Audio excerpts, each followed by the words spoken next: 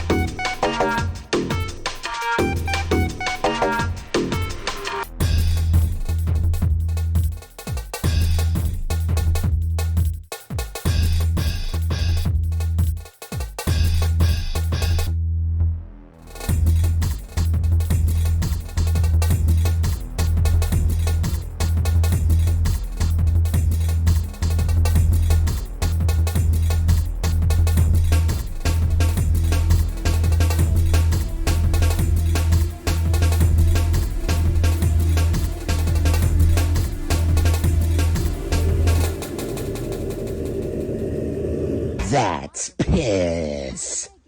That's piss. That's right. That's right, chat.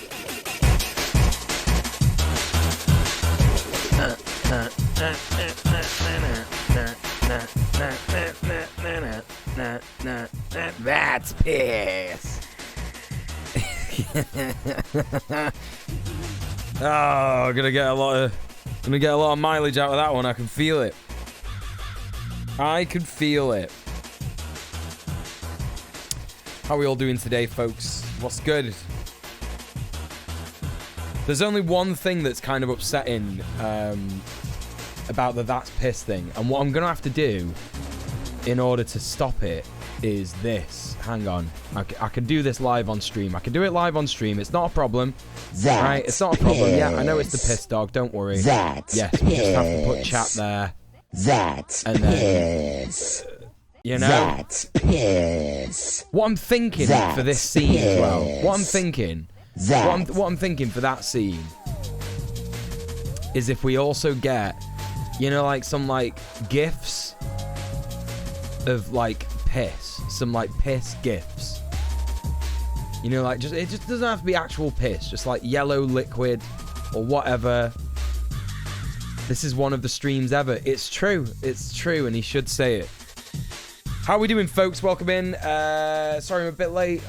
You know, every other Wednesday I have to chair the MSO meeting for Greater Manchester Tenants Union, so... Yeah, I'm literally just, like, sat here with, like, pussy lips eyes. Tired as shit. I've been working all day on my new video. I'm very excited. It's all coming together, finally.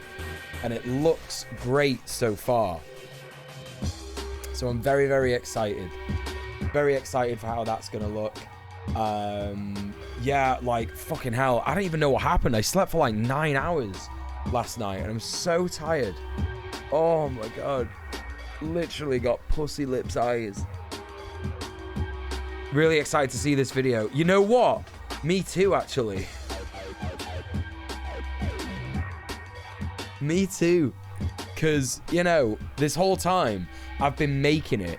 And, you know, it's weird. Like, this is the first time that I've ever done... oh, my arms are looking good, aren't they? This is the first time... This is the first time that I've ever done a video in this way, where I've like filmed lots of different bits of it at like, you know, different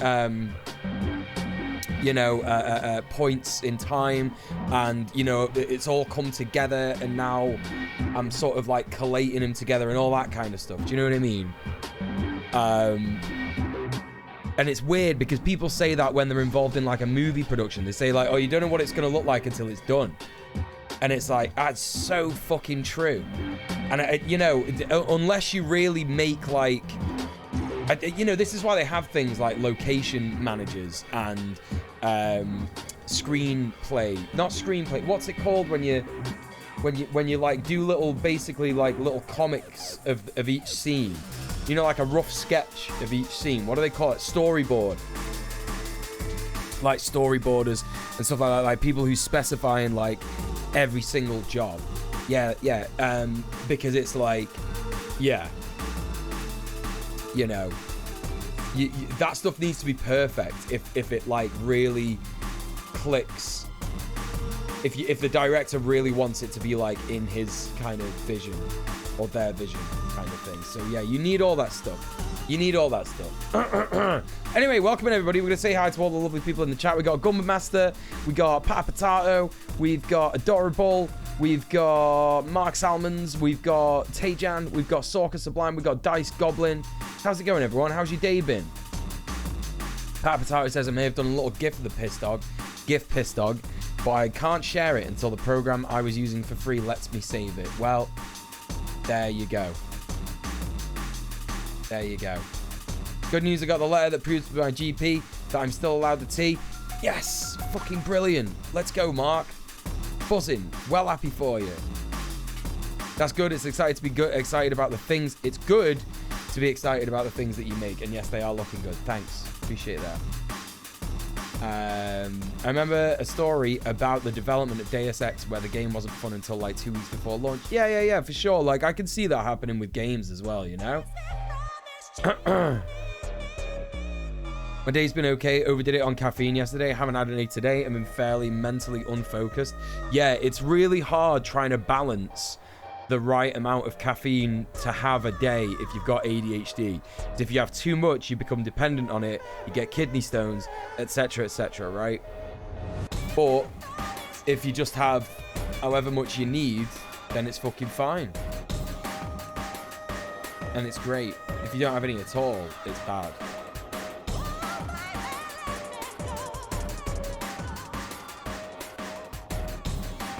All thanks to a great mum for doing the phone calls for me. Oh, that's so sweet, Mark. Oh, that's so fucking sweet. I love that for you, man. I think yesterday was just I didn't sleep the night before, so I needed my ADHD caffeine and stay awake caffeine. Yeah, that'll do it to you. Yeah, you'll probably also be extra unfocused because of lack of sleep as well. Like, I am always super extra unfocused if I have lack of sleep. Like, for ADHD focus, I really need a decent amount of sleep. Like, I had a decent amount of sleep last night, and I was able to focus very well on my video today. The most exciting thing I did for my video today was basically I took a bunch of pictures with my camera of like Berserk the manga, So that was really fun. I spent like about an hour doing that, you know, to like put in the video. So that was really nice. Had a night all at 7 and was conked out from 9 till 8. Oh. Squirrel Nuts, hey, how's it going? I'm on meds, but also coffee. I've been getting told recently I talk too fast. Didn't realize how serious it was until my therapist said I was the fastest she'd met so far since specializing in ADHD. Is that a compliment? It's not a compliment, is it? It's an observation. Hey, One In Wizard, my husband literally sleeps for 10 hours a day and he is still exhausted somehow. Yeah, that's me. Yeah, your husband is on my level. That's how my brain works for some reason. No idea. No idea. I operate the best when I've had like the closest to 8 hours that you can have, right? If I have like actually 8 hours sleep, I'm like not that tired. I'm hellishly tired when I wake up in the morning, when, you know, when I first open my eyes. But yeah, I'm good for the rest of the day after that. So yeah, chat, look, it's a stream. And what's happening this stream, you might ask? Well, lots of this. That's piss. That's piss. And probably a little bit of this. That's right. We're going to be watching a Luna Oi video. We're jumping straight into it because I started a bit late. And this is, what did Karl Marx think about democracy? Now, I don't know what Karl Marx thought about democracy, but we're going to find out, aren't we, from Comrade Luna. There is a link to her channel in the chat. Go check it out. Give her a like. Give her a subscribe. Give her a fucking comment. Tell her how good the channel is and all that. And we are going to jump right into it. Now, just a reminder before we do this, chat. Today is the last day that we can actually unlock double feature movie night in the Discord, which means it's the last chance you've got to watch a Neil Breen film this year. We won't be watching another Neil Breen film this year. If we don't get it before the end of the night tonight, 450 quid, no problem. We will still be watching Neverending Story 3. But if you want that Breen, then you got to give me that green. That's how it works.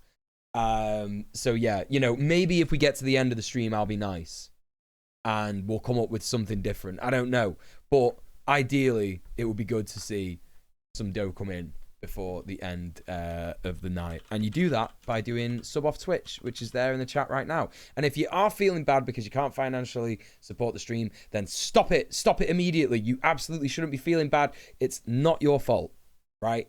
What you can do instead is you can retweet the go live tweet, which I think is correct. I think that's correct for today. Yeah, retweet that. And even if you've got no followers, the algorithm means on Twitter that it will be driven up in people's feeds. And then maybe someone who is financially able to support the stream can support the stream. So there you go. That's that, isn't it? That's the little spiel that we do so that I don't die. Okay. Hi, I'm Luna. Welcome back to Luna Oi. Banger V1 in the chat says, "Oh God, not you. You suck." Right. It's what's really funny about that is that this person is like, they know who I am.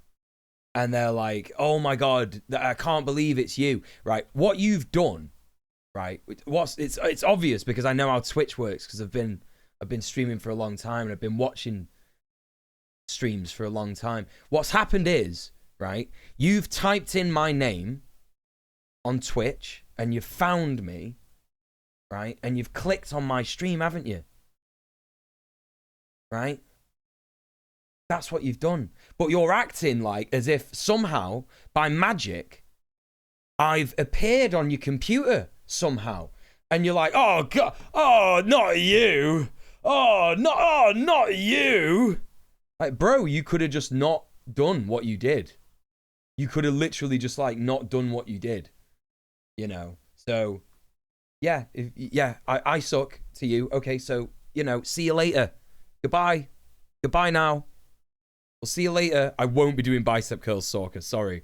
I should have fucking paused all those fucking redeems. Democratic centralism is an organizing methodology based on dialectical materialism, which has been used by socialists. Hold up. Luna has her own fucking CC, let's go. Okay, that fucking rocks. I actually didn't know that. Yeah, let me refund those points, Sorka. Hold up. Figure out how to do this. Hi, I'm Luna. Welcome back to Luna ơi.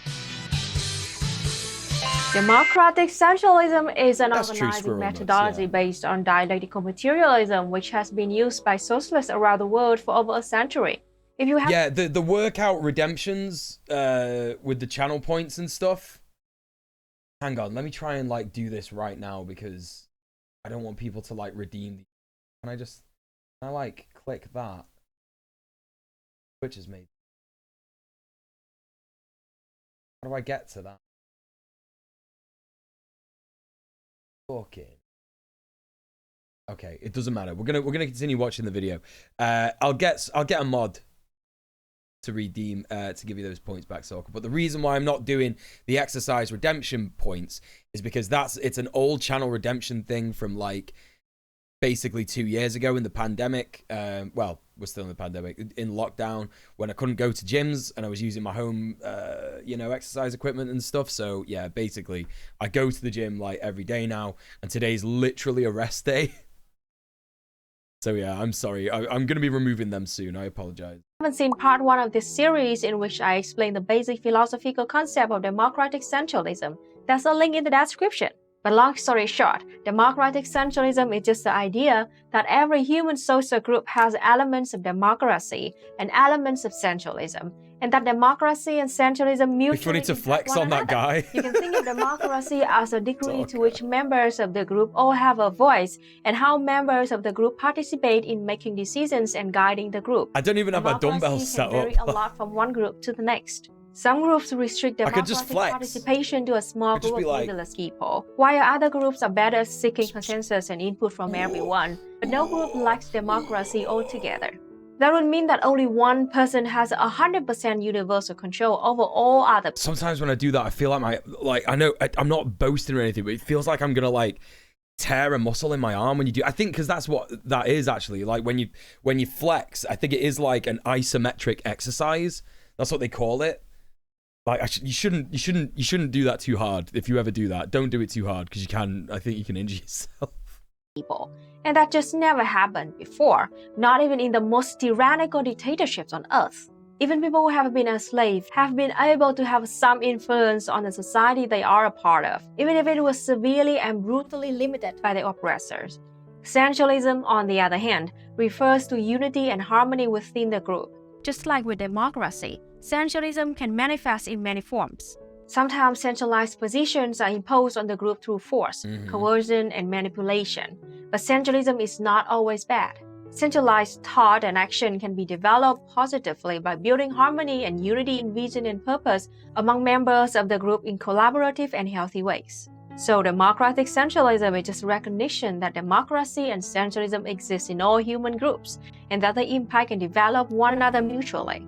To put it simply, good democracy can enhance centralism by building unity and harmony. Good centralism can develop democracy by enhancing cohesion and consensus. And this is why you need to have horizontally organized structures in things like unions, tenants unions, any kind of union, etc., etc. And of course, bad centralism can erode democracy. My computer's running suspiciously good today, and I don't know what's going on. Is there something that I've not done correctly, or is like my computer fixed itself or something? I don't know. Like I'm clicking on videos and they're playing straight away. Like that doesn't normally happen. Like what's happened? Can break down centralism, aka harmony and unity in a group. So the goal of democratic centralism is to understand the relationship between democracy and centralism. Try to develop democracy and centralism so that they develop each other in a positive direction that makes a group as strong, stable, healthy, and unified in purpose and action as possible. Hey Vord, how you doing? That's pretty much the summary of part 1. So now let's talk about the origins of the philosophy of democratic centralism.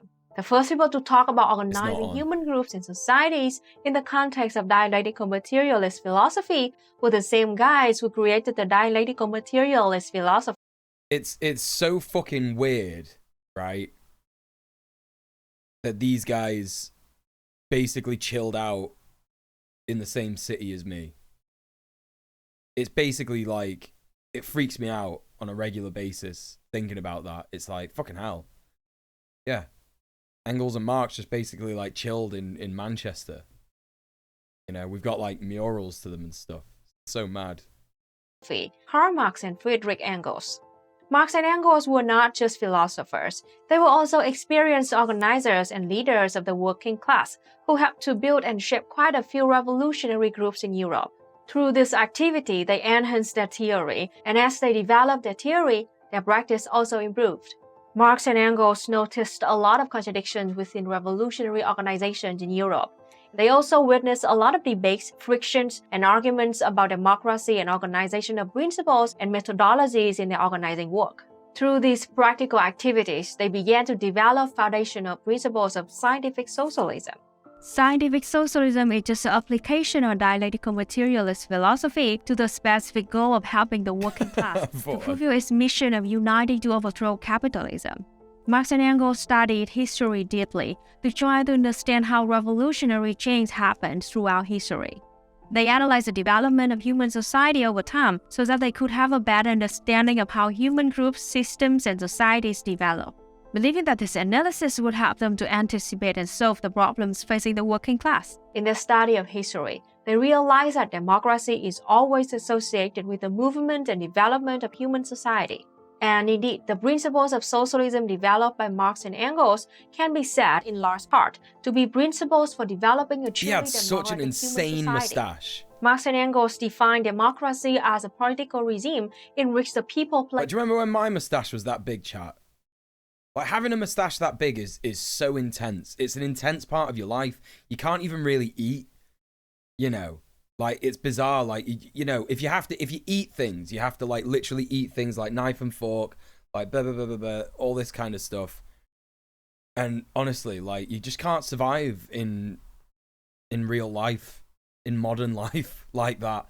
You know, like, sandwiches and burgers exist. And if you eat those, like, you're just eating, like, a lot of your own hair. Like, you know, you go like that. There's only so much of that you can do to get it out of the way before you just, like, fuck it, it's going in.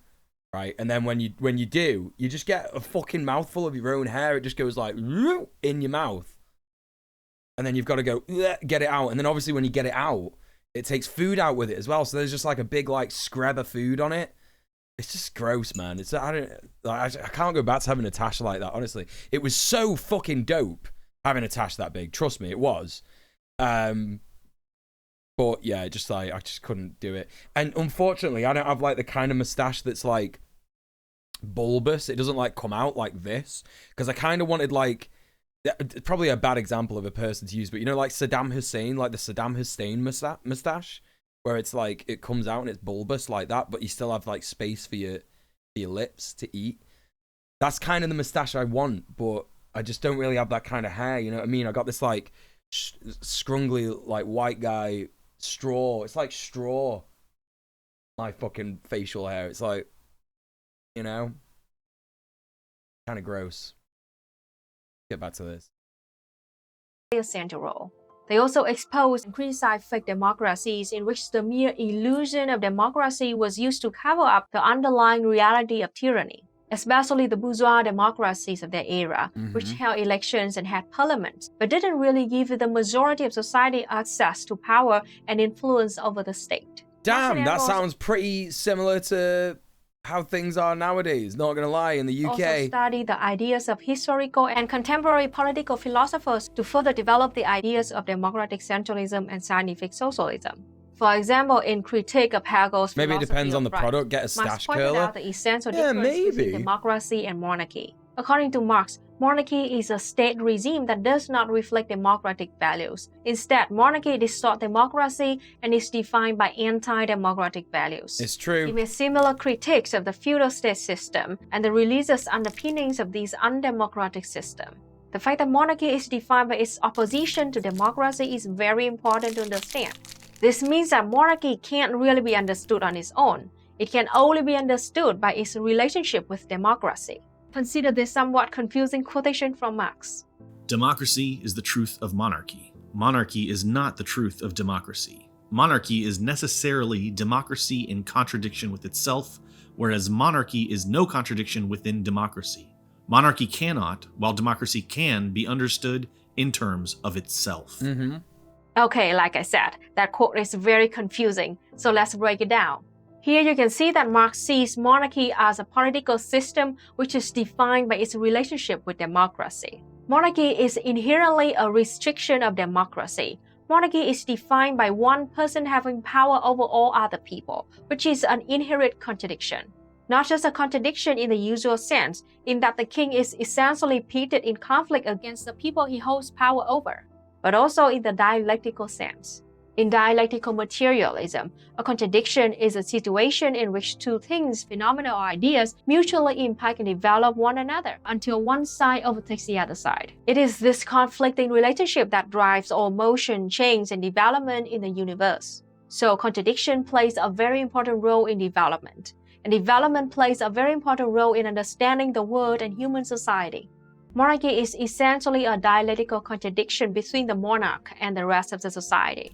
Whenever one person holds so much power over all other people, there will always be development and change, since the interest of the monarch is always inherently at odds with the interests of all of his subjects. The king wants to maintain power for himself, while the rest of society wants more freedom and self-determination for themselves. In other words, whenever one human being holds power over many other human beings, there is automatically an internal contradiction with democracy, because all those people will always be struggling to take power away from the individual for themselves. The monarch will have a conflict and contradiction with nobles, with religious institutions, with workers, with other sectors. Is Napoleon like holding a pig in a headlock there? Hang on.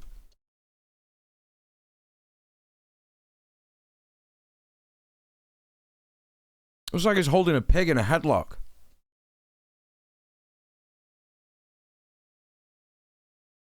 What's so important about this pig? If nothing changes within a monarchy on that note, because there's no contradiction. Yeah. There's nothing to contradict the monarchy because the monarchy is like absolute power, right? Conflict and contradiction with nobles, with religious institutions, with workers, with other sectors of society. Since all those other groups of people will be struggling to advance their own interests and take power from the king. Or it's the opposite. Leads to internal development within monarchy societies as a constant tension between the monarchy state.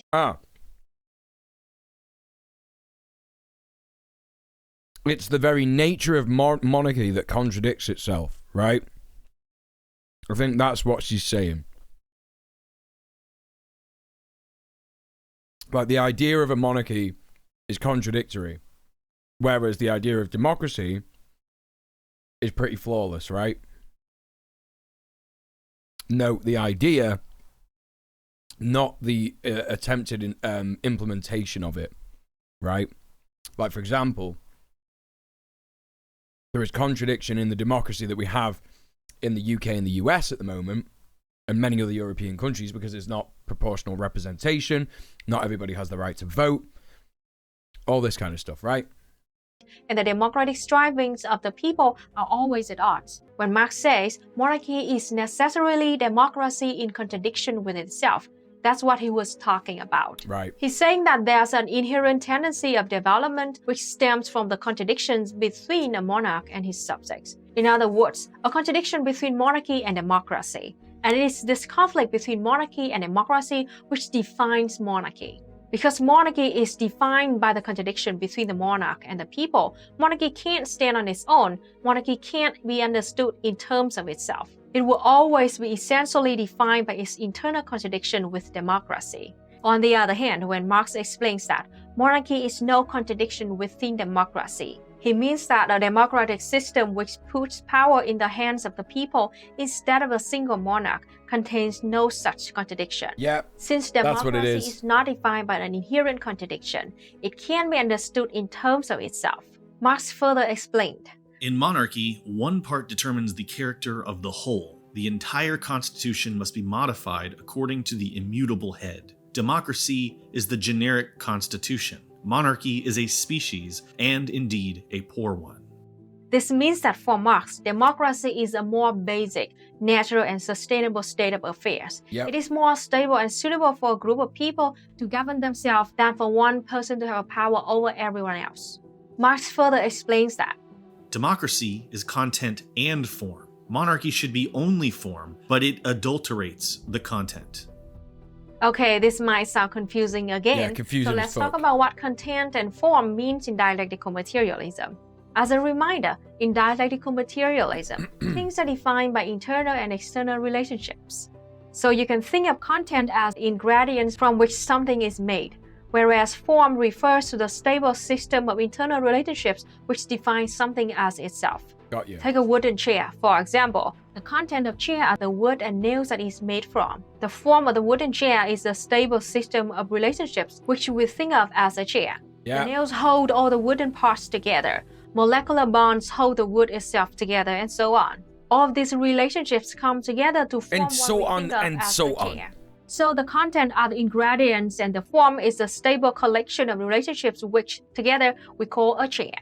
So now, hopefully you can better understand what Marx is talking about when he says that democracy is content and form, whereas monarchy is only form but adulterates the content. Monarchy is obviously a form. There is obviously a phenomenon which we refer to. He's dead. Dead. She's dead. Dead. She's dead. She's dead. Rest in peace. As monarchy. Rest in. That's piss. Of itself. Because its content Hey, is Kiri. a major contradiction between monarchy and a How you doing? different contradictory form which we call democracy. The form of monarchy can't be understood as a stable concept on its own. The content, the ingredients of monarchy include two forms in contradiction, monarchy and democracy. Thus, monarchy is defined not in and of itself, but as a contradiction between the monarch and the rest of society. Monarchy can't exist stably in and of itself because the content is adulterated. That is to say, the content consists Trisha of a constant Paytas struggle reincarnated between her. the Wait, monarch. what was that all about? What was that all about? Trisha Paytas reincarnation, the Queen. Oh yeah, because she had a baby at the same time.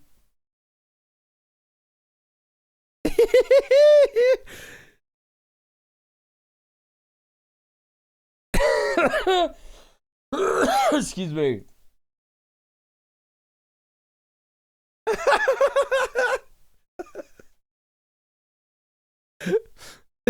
This is why I love TikTok. This is why I love TikTok, everyone. You can't get screenshots like this anywhere else in the world. Trisha Paytas, story time. I did not rebirth the Queen of England. Thanks for confirming that, Trish. Thank you. Brilliant. I mean, what if she did? What? We don't know. You know, if the Queen got reincarnated, it would be very hard to tell if that was the case, wouldn't it? Because it wouldn't be like those like other kinds of reincarnations where like a baby's born and then like 10 months down the line when it first learns to sort of like say words and stuff, it starts to say like the names of people that died in World War II and stuff, right? It's not like that. Because the Queen would just literally be like having everything done for her and she doesn't need to speak. So it would be no different life for her. Life as a baby would be no different. The only time you'd be able to tell that the Queen was reincarnated is when the baby reaches the age of when they actually have to do stuff like learning to walk and stuff like that. That's when you'd find out that it was a reincarnated baby of the Queen. Because then the baby would start being like, no, I won't do that. You know? And There the you rest go. of society. A democracy, on the other hand, has a stable form and Kiri. content, which can be examined in and Would of Trisha itself. be part of the royal Democracies dynasty? are, of course, Um, composed of internal and external yeah, why relationships not? and contradictions. But the internal content of a true democracy is one and the same as the content of society itself. In other words, we can study the content and contradictions within a democracy and better understand the democracy in and of itself. If it truly is a democracy, then it won't be defined as a major contradiction between the democracy and some other form. We can examine it for what it is, a stable form of democracy with a stable content composed of every member of society with some measure of equality. Of course, what we call democracy in bourgeois states would not constitute a true democracy. Right. Since the capitalist class holds all of the power and the working class only has the illusion of democracy. He's right. This means that a bourgeois democracy has essentially the same problem as a monarchy. It is based on an internal contradiction. Yeah, give it a go, Squirrel Nuts. Unadulterated content. But in this case, it is. Listen, if you do start trying to be like the Queen, like, we will probably have to ban you from the community because we don't allow monarchs in this community. That's just a fact. There's no monarchs allowed, no princes, no princesses, no kings, no queens, no monarchs of undetermined, or unknown gender, extra gender, non-binary monarch. None of that. We don't have any of that. Is a class contradiction, a contradiction between the working class and the capitalist class. Only by dismantling capitalism can this contradiction be resolved so society can move on to true democracy. This is one of the internal contradictions of capitalism which makes it so unstable. And that is why Marx and Engels believe that the working class must come together and overthrow capitalism before there could be any hope for establishing a true democracy. According to Marx. In monarchy, Chat, can I also just say as well, this was very exciting to see today. So Red Planet, right? I love Red Planet. It's the best thing that I do. And I love my comrades. I love my co-hosts. It's really cool. It's really hard to find our fucking YouTube channel. Hold up. But I was just having a little look today. Hey, Bass Junkie, how you doing? I was just having a little look today, and I think one of our videos came up. Now it actually comes up. This is what I'm talking about. A couple of fucking weeks ago, yeah, when you Googled Red Planet on YouTube, nothing came up. And it would be all videos about, like, from the band called Red Planet and all this other stuff, and then stuff about Mars, etc., etc. But now when you Google Red Planet, it actually comes up straight away. It's like our channel's there, and we've got 924 subscribers, right? And if you look on our channel now, it's really, really good. That's the only... I'm the only guy that's done a short. Everyone else has done, TikToks and stuff, but I'm the only short that exists is mine. But look at this. This is really cool. If you look at our videos, yeah. So, like, the older ones were like, not performing that well. However, some of them are performing incredibly well. Laboratory for Insurrectionary Imagination has got almost 1,000 views. Tenacious Unicorn Ranch has got 1,100 views. Transforming Justice with the Cradle community has almost got 1,000 views. Leftist Hacktivism with Maya has got 1,700 views. Katie Montgomery, Trans Liberation, has got 1,000 views. And Yellow Unions with Thought Slam has got 745 views. And all the other videos, I thought they were just like barely breaking 100 views, but they got like 200, 600 in some cases, 400, 300, 600, nearly 600 with Gaskell Garden Project and shit like that.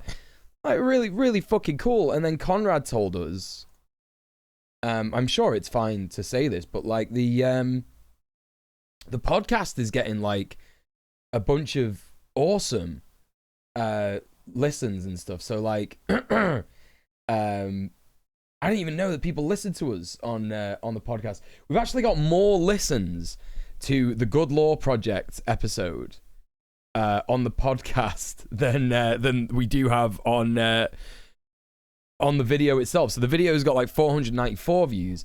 The podcast episode has got 596 listens. So that's super interesting.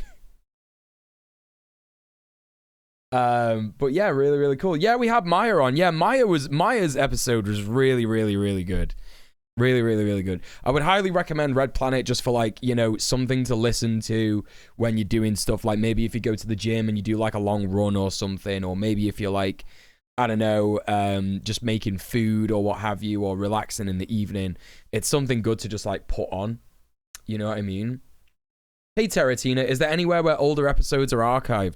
We're basically, our producer Conrad is desperately struggling to upload the older episodes before number 36. We've got access to all of them. The best place to find them for now is on Kira's YouTube channel, and in some cases on Sophie's. So if you go to like Kira Chat's YouTube channel, yeah, there we go. Yeah, there's like a bunch of older episodes on there, because we used to just basically stream on Kira's channel, and her editor did a bunch of cool clips for us and stuff like that, which was kind of nice. Yeah, so yeah, go check out. You should just go sub to Kira anyway, because she's great. And yeah, make sure you check out the older episodes. The older episodes are super interesting because it's like we did actually do some like awesome stuff. Like there was the Indigenous panel that basically Kira hosted, but there was Tim, Twin Rabbit, and Neon Green City. That was a really, really cool episode. I was listening to that. What else did we have? We had so many different little cool episodes. We had a vegan episode. We had decriminalizing sex work. Talking about Roe v. Wade. Excuse me. Yeah, loads of cool stuff. Yeah. Really, really cool. But yeah, I was really impressed. I was really happy with like, you know, the performance, because you know, I know that like a bunch of people show up to the streams. Like the amount of people watching the stream, you know, every Sunday now is like really dope. But yeah, just to kind of see some stuff going on with YouTube is yeah, it's really cool. It's really nice to see it grow, you know. So yeah, very excited. Thank you to everyone who supports Red Planet, especially if you're a patron. But anyway, listen, enough of that. Let's carry on with the video. I don't even know why I started talking about that. You know, ADHD moment, but yeah, let's crack on with the video. We have the people of the Constitution. In democracy, the Constitution of the people. Yes, if you do listen to the podcast, or even if you don't listen to the podcast, please go and check it out on the iTunes store at least, and give us a 5-star review, because that shit really helps. There's like a couple of people who found our show who don't like us, and they like called us tankies and all this kind of stuff, and left 1-star reviews. So it'd be really cool if we could like flip those numbers, you know. That'd be ideal. No pressure, you know. Democracy starts with man and makes the state objectified man. Just also, as hi, it is Ultimo. not How you doing? religion that creates man, but man who creates religion, so it is not the Constitution that creates the people, but the people which creates the Constitution. Here, constitution refers to the system of government, power, and control in society. Under monarchy, feudalism, and bourgeois democracy, a single individual or a small minority class of privileged individuals create the constitution and hold all the power and decide how the society should be run, Right. while the majority of society are forced to conform to this minority agenda. In a true democracy... And this is so true, actually. This is how, when you hear Republicans speak nowadays about the Constitution. I don't know if I said hi to Base Junkie, by the way, but hi anyway. When you hear Republicans and conservatives in the States talk about the Constitution, they talk about the Constitution as if it's like a mantra, right? As if it's like, that's the word. This is the you know, this makes me rather than we made it. Do you know what I mean? I think a lot of people forget that like the Constitution in America, while it was like, it's really absurd, right? And it's stressful as fuck. Because there was a revolution in America. But it's like the revolution in France, isn't it? It was just a revolution to get rid of monarchy. But then there was a constitution that was written up in a small room with a few guys in it, right? All white, all old, all men. and that constitution served them. And even in that case, like the idea of a constitution written up after a revolution, it has revolutionary ideas attached to it, which is, I think, why a lot of Republicans think of themselves as revolutionaries, right? They like to co-opt the left and stuff like that a lot of the time, and I think that is because, generally speaking, they think of themselves as having liberated themselves from monarchy. You know, not all of them. There were some more extreme right-wingers who wanted to make Trump like a god king and shit like that. But certainly, there are some of them there who think like, you know, oh, we beat up the British, we kicked the British out, and that's what counts. You know what I mean? Yeah, it's interesting to think about it in that context. It's what I'm saying is basically like the Constitution was technically a revolutionary, progressive, you know, thing that was written up. But, you know, what they've forgotten is that a true revolutionary democratic constitution can be amended multiple times, and it doesn't have to be adhered to if it doesn't suit the purposes of the people that it's supposed to represent, right? That's the true constitution. Of society according to their own will, aspirations, and needs. Therefore, a true democracy is simply the expression of the will of the people and should provide freedom for the vast majority of the people. In dialectical materialism, it is very important that theory is always tested against reality. We must look at reality to see if theory is functioning the way it's intended. To find out whether or not a society has true and functional democracy. That's the right, conditions Squirrel. of the people and the relationship between people and the democracy must be observed and studied. If the will of the people is expressed through democratic system, there is a true democracy. But if the will of the people is not manifested through the democracy, then it is not truly a democracy, as Right. Marx explains. The Constitution becomes a practical illusion the moment it ceases to be a true expression of the people's will. There you go. According to That's Marx, exactly what I just said. participation of the people is the most important part of our democratic system.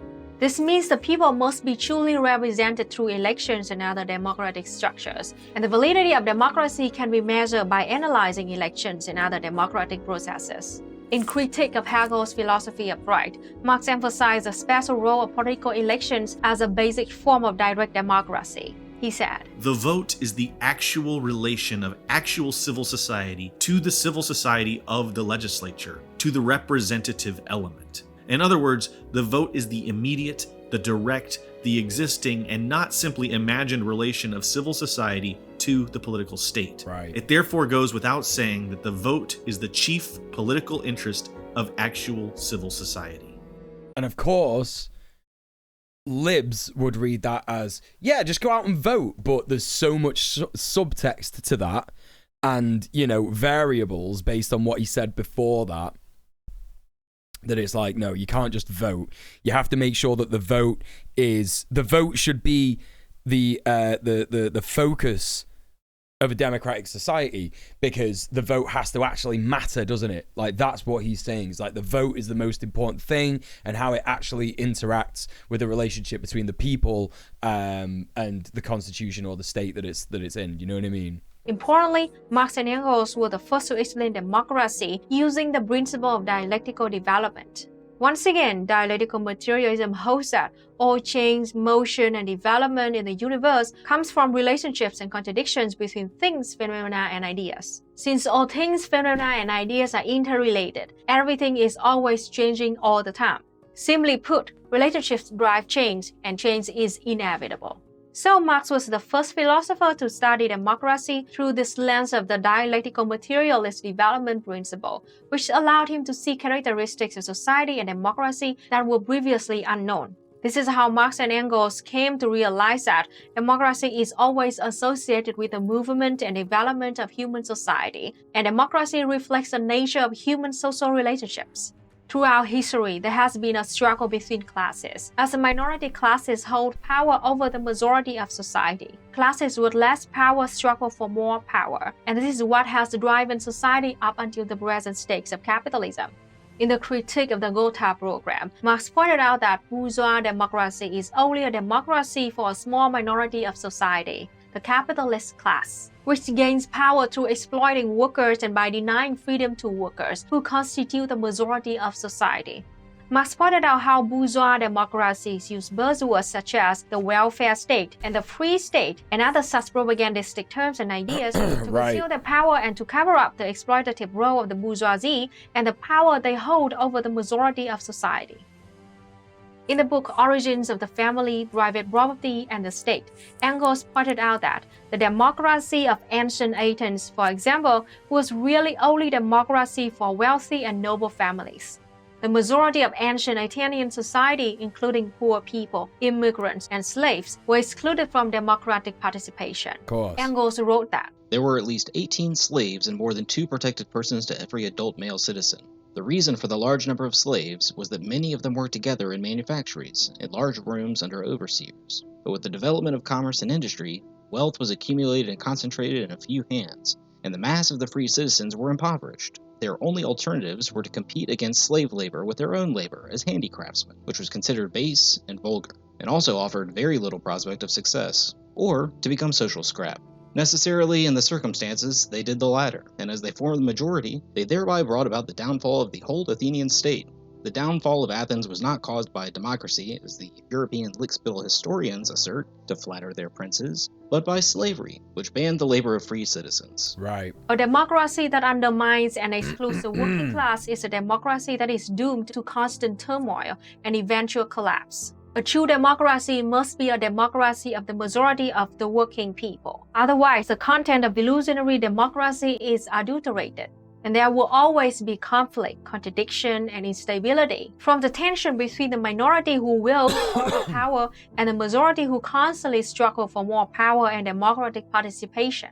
Thus, a capitalist society in which a handful of wealthy capitalists hold the most power will never be a true democracy and will eventually fall apart, one way or another, due to the constant pressure of contradiction between the minority in power and the oppressed majority. In summary, Marx and Engels see democracy, true democracy, as a system in which the people play the decisive role in guiding society. Democracy, therefore, must be directed towards the goal of freedom, justice, and happiness for the people and the whole humanity.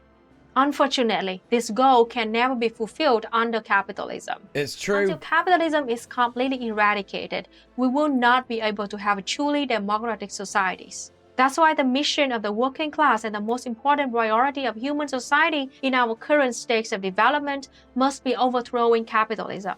This is the democratic basis of scientific socialism. Wow, we've talked a lot about democracy in this video, but what about centralism? Well, Marx and Engels laid the foundation for the philosophy of democratic centralism in the analysis of democracy, but it was Vladimir Lenin who synthesized these ideas to form the philosophy which we call Wait, what happened? Centralism in the analysis of democracy. But it was Vladimir Lenin who synthesized these ideas a line got cut out there in the edit, I think. Form the philosophy which we call democratic centralism today. So in part 3 of this series, we will take a look at Lenin's contributions to the philosophy of democratic centralism. And then later in part 4, we will look at how these philosophies are put into practice here in Vietnam. Once those videos are complete, I will put links in the description right here. So be sure to subscribe and let me know in the comments if you have any questions or ideas you would like to share about dialectic. Well, chat, that was a good first video, wasn't it? Very spicy, right? Make sure you go and sub to Luna Oi. What we have is a contradictory democracy like a monarchy because power has been concentrated. Yes, absolutely. Yeah. The democracy is contradictory. Yeah, that's exactly what it is. I.e., it's not a democracy. So there you fucking go. She's very good at just like explaining the concepts of, you know, the scientific analysis that Marx and Engels came up with, you know? I've got another video to show you. This is a this is like a little video from More Perfect Union. And they've actually gone to East Palestine. East Palestine being in the United States of America, not in the land of Palestine itself. So content warning on this for environmental threat. Because this is something that might, you know, upset people to actually see this.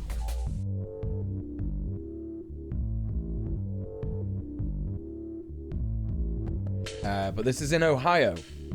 And there are also some descriptions of medical conditions in this. So illness/injury. And also, to top it all off, environmental threats.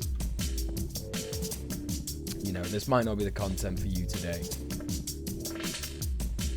So, let's check that out. I got a neighbor, and right now, Can I pause this? Can I pause this? Thanks. Okay. I got a neighbor. Yeah, I know. All right, chill. Right. Chat, More Perfect Union are a pretty good channel. They're not exactly a channel that needs, like, you know, a lot of help. They got like 188,000 subscribers, but, you know, there's a link to the channel anyway. Enjoy the video. Give them a like. Give them a subscribe. I don't know why I'm not subscribed to More Perfect Union, to be honest. They're pretty good.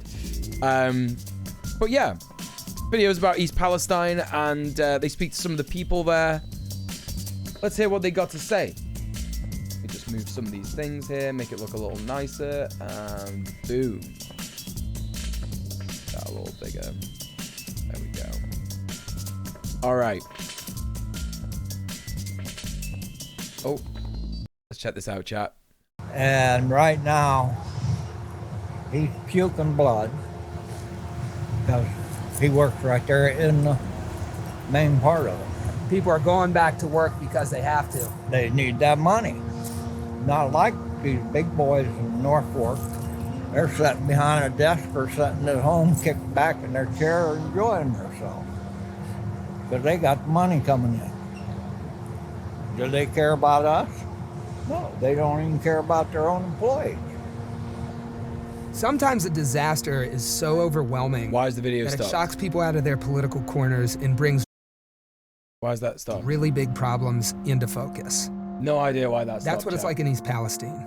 I grew up in this county. I live 2 counties south on Route 7. The last time I was in East Palestine was for the Sweethearts Dance in 2007. I came back to find out what happened when a nearly 2-mile-long Norfolk Southern train carrying hazardous chemicals derailed and was detonated in spectacular fashion on the edge of town. We've been here for over a week. We've seen national figures and camera crews come and go, but what gets lost in so much of that coverage is Yeah, she mentioned that, Dice Goblin. Yeah, she literally talked about how there is no possibility of democracy under capitalism.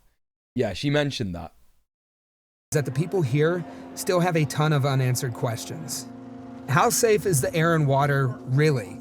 Who, if anyone, has the juice to square up with a $55 billion company that treats disasters as the cost of doing business? Fucking hell. And will anyone step up to lead this time? Insane. I have to wait until I have cancer or my kids are sick before you guys are going to do anything?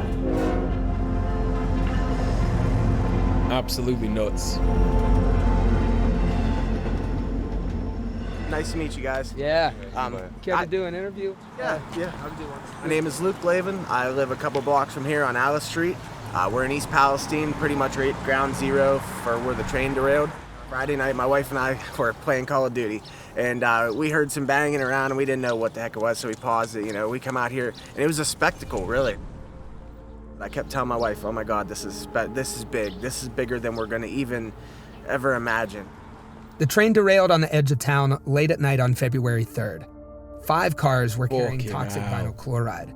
Left alone, the damaged cars would have gone off like a bomb. So officials on the scene did what's being called a controlled release. A mushroom cloud of toxic chemicals filled the sky, stretching out for miles. It was like hundreds of miles, like that shit was out there. And I was just silent for a moment. That feeling, you know, when people are gonna suffer or you know, something's horribly wrong with this. Yeah. 2 days later, government and company-sponsored tests declared the air and water safe, and a mandatory evacuation order for residents in a 1-mile radius of the derailment was lifted. Minutes later, the trains were back on the tracks. And in the days and weeks since, residents have gotten very few answers to their many questions. So Luke, walk us through what communication has been like of really important information after this derailment. I'm going to give you the shortest answer possible. There isn't any. I mean, really, from Norfolk anyways. You're a multi-billion-dollar corporation, and they can't even give you the answers to some simple questions that even a little bit of research on Google can give you. They're not talking. They're trying to protect themselves, so... Yeah. I mean, but they need to at least let us know what's going on, you know. Norfolk Southern has been carrying out most of the major operations since the disaster, hiring contractors for the cleanup, the testing, everything. When they did the test, I was actually crying as the team walked through my house because I said, there's no way in hell I'm the only one smelling this right now. I noticed the smell right away. I can smell a cleaner smell. They said they didn't smell anything at all. So you've had a test at your home. Who did that test? That was CTEC. That was the Center for Toxicology and Environmental Health, the company that Norfolk contracted with. It turns out the initial testing used to just... Damn, what's that? A private company that they contracted to sort something out? A private company that another private company contracted out so that they could like do a test and be like, oh, actually everything's fine. It's just a racket, folks. It's a racket. You know, the sooner that people realize that this is all just a big fucking scam, the better. Justify the claim that East Palestine's water supply was secure was conducted by a third-party contractor hired by Norfolk Southern in a way that didn't comply with the EPA's own testing standards. Right. It begs the question of why the company that caused this disaster was ever charged with handling the response in the first place. Right. Why the fuck would you let Norfolk do that? Like, why would you let them clean up their own mess? They have every reason to just cover it up. This is the only thing that I've received from Norfolk so far. This is just a little pamphlet just telling us about what they've done.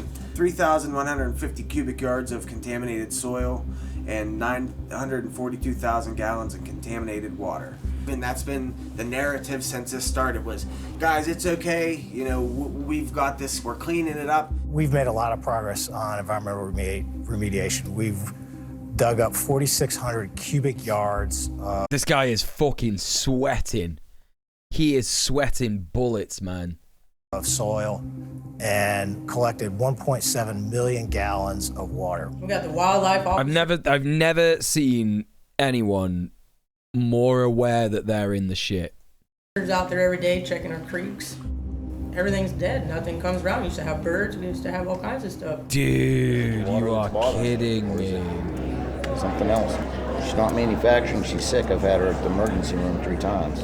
I'm being exposed to something in my house. The doctor diagnosed me with contact dermatitis due to chemical exposure. I try to walk like 3 feet into my house. I start feeling like I'm literally about to black out.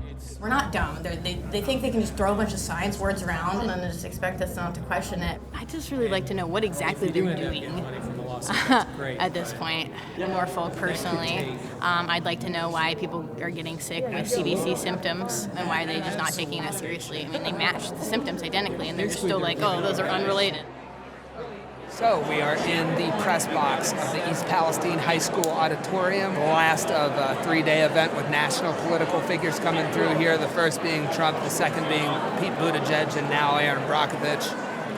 I can't tell you how many communities feel that these moments are the biggest gaslight of their life because you experienced it. You have symptoms. But you're going to be told it's safe.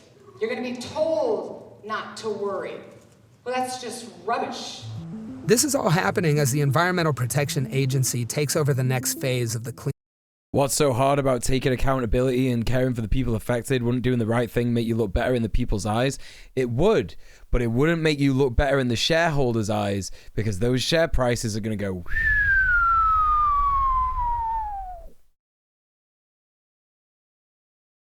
And that's why capitalism cannot continue.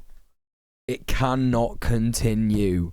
Cleanup process. In practice, that means that Norfolk is still leading the day-to-day operations, while the EPA monitors their progress. But the EPA plans to use its powers to force Norfolk to foot the entire bill for the cleanup. And if the company fails to finish the job, the EPA will do it themselves and invoice Norfolk for 3 times the original cost. I want you all to know that we are holding Norfolk Southern accountable for putting this community in harm's way. The EPA has a spotty track record of showing up, rushing to say everything's fine, then leaving people without the support they really need. Do we have a word for when a state or institution pretends that nothing is wrong as a way to oppress and maintain power? I feel like it's similar to gaslighting, but it's because it's so much bigger than you, it does something different. I mean, it would be propaganda, right? That's propaganda. You know, you know, what you have to remember, like, you know, what Luna always said is true. Capitalism holds all the power in bourgeois states like the US. And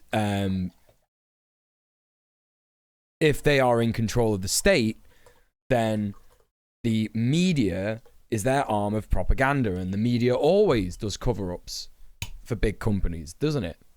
And so that is propaganda. That's what I'd argue. We saw it in Flint, and we're already seeing some signs that it might be happening here. Recently, the EPA said that their own testing shared that the air and water near the crash was completely safe. But Texas A&M researchers, using the same data, found elevated levels of 9 pollutants that could be linked to serious long-term health risks. For residents, all of this can feel like a repeat of how Norfolk Southern has been handling the response in the last few weeks. The fact that they gave Norfolk that entire responsibility was just beyond me.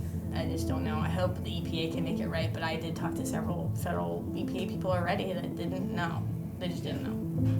Which I think they should have just been blatantly honest with us, you know? They should have just come right out in the beginning and said, hey man, this could be a while.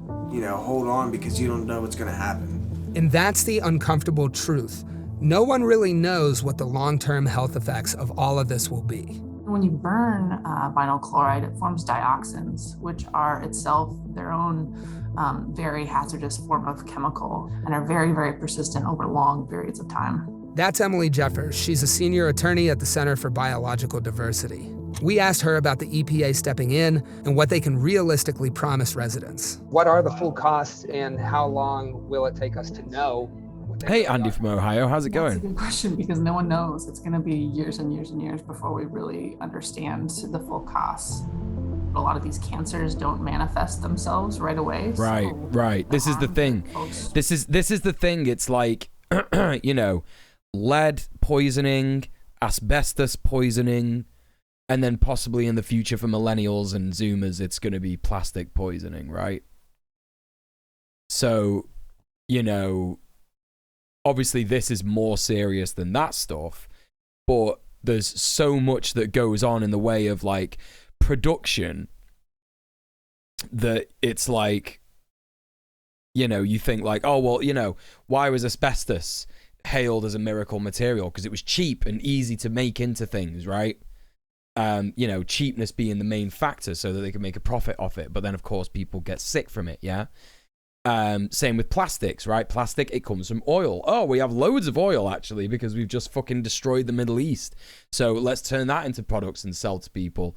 You know, when, like, we already have glass, and that's fine. We've had glass for thousands of years, you know? And it's been fine. Like, why do we need... We don't really need plastic, really, you know, when we have things like glass. But there you go. It's a byproduct of oil, and we have loads of that, and it's cheap to produce and all that, right? You know? In some countries, telling the truth in media is death. In America, telling a lie means money. What a contrast. Yeah, for sure. For sure. Might see is not going to be readily apparent. The best case scenario is that Norfolk Southern pays a ton of money to these folks. They owe us property value. Like, obviously, this isn't like, you know, the same as a company producing a product and then it being harmful, etc., etc. This is like a multitude of things. The root of all is capitalism, you know. And it sucks that the people of East Palestine have gone through this, right? But this would be ideal radicalization moment for them. Like, if there are any leftists in Ohio or East Palestine, they should be there right now trying to fucking mobilize and organize these people.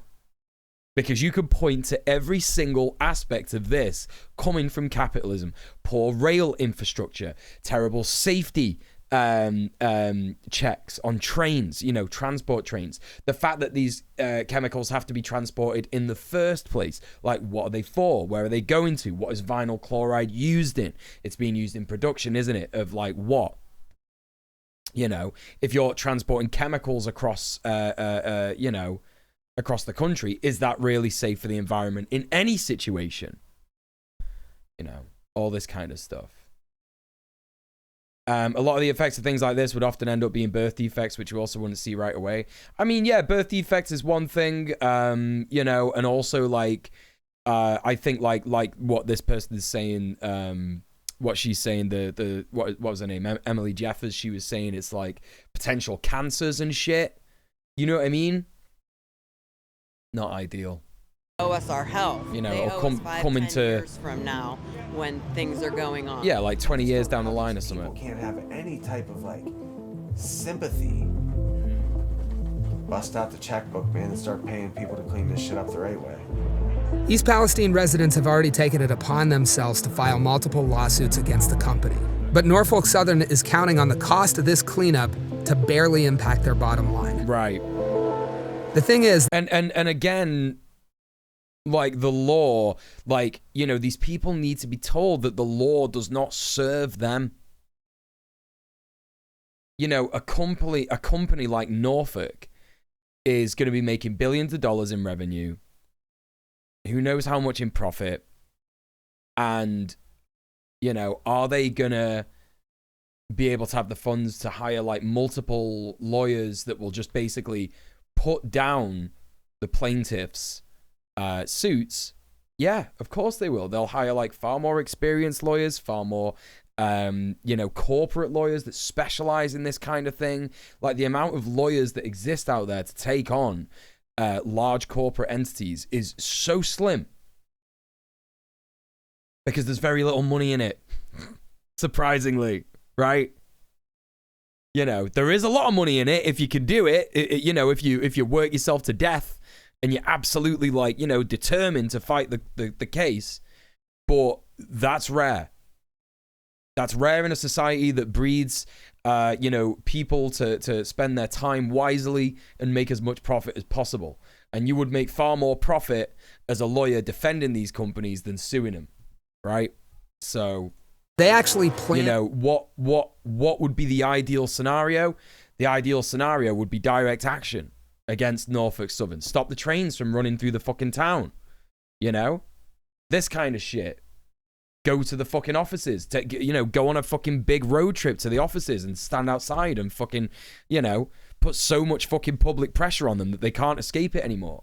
Because the thing is that, let's face it, folks, I'd forgotten about this before I saw it. You know? Before I saw this video pop up in my feed, it was literally today. I'd forgotten about East Palestine. Because that's how things work. That's how the news cycle works, innit? Yeah, I'm doing good. Cheers, Andy. It's good to see you, yeah. For catastrophes like this. And if they're lucky, they can even profit from them. 911, what's your emergency? Yes, ma'am. A train derailment in Graniteville. Train derailment? Yes, ma'am. There's something blowing off all over the town down here. In 2005, Norfolk Southern fought accountability for a similar disaster that they caused in South Carolina. It's happened before? What? This has happened before. There's a fucking guy with a hazmat suit on. Which killed 9 people and led to the hospitalization of over 500. What? The company was ultimately forced to pay $4 million in fines to the federal government and over $10 million in settlements, a far cry from what was needed to cover the actual harm inflicted on that community. Right.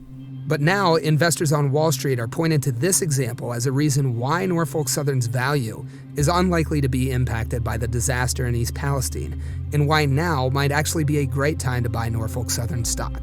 It's important to remember, this isn't some huge conspiracy. For companies like Norfolk Southern, destroying an entire town like this is just the cost of doing business. This company that's owned by J.P. Morgan, Vanguard, and BlackRock. Let's not. Alan Shaw's a pawn. So he's a pawn. This guy looks like fucking Tim Robinson. He's on some Tim Robinson shit. Fucking, why is this King of the Hill Tim Robinson? I'm sorry, I shouldn't be saying this. These guys are angry. They've had their lives ruined. But just like a bunch of white guys out in like somewhere, you know, in America with beers, you know, King of the Hill vibes. This guy sounded like Tim Robinson. Sorry, it just fucking...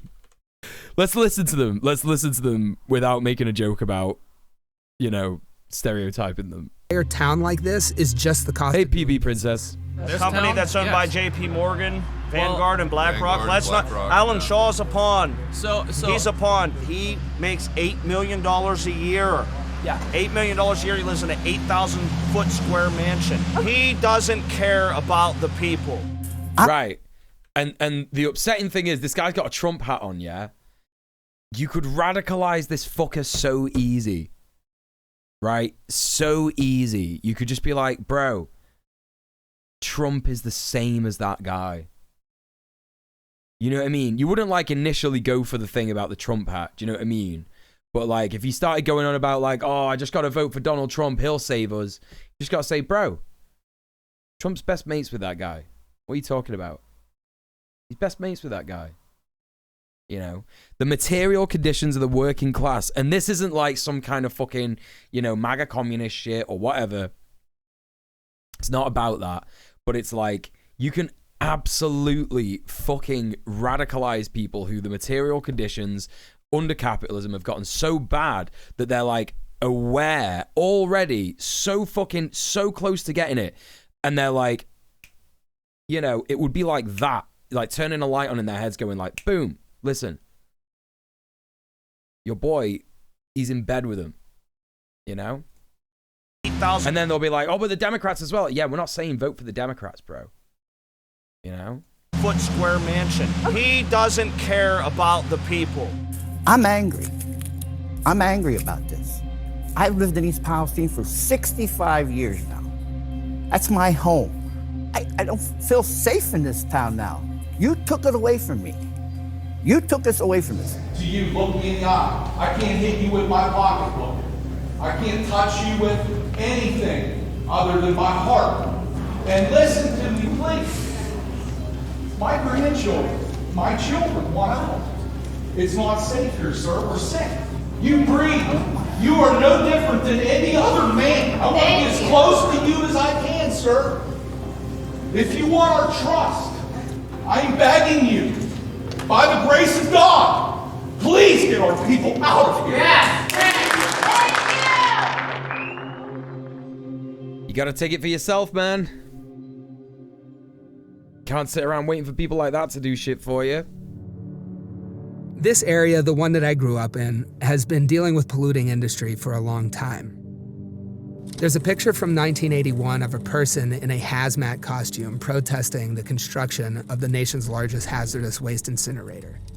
That person is my mom, and the incinerator is just down the road from where the train derailed in East Palestine. No fucking Contaminants way. from this disaster are being burned off there right now. Heavy polluters have always been in Columbiana County, and for the longest time, it felt almost impossible to speak out against them. This time feels different.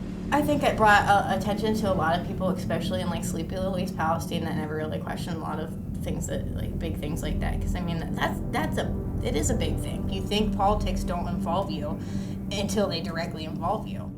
The Norfolk Southern disaster was big enough to shock people out of their political corners and raise questions about how business is done. How do you measure profits and stock prices against the value of people's lives, against clean air, clean water, and soil? Can politicians really take money from corporations and be expected to hold them accountable? Right.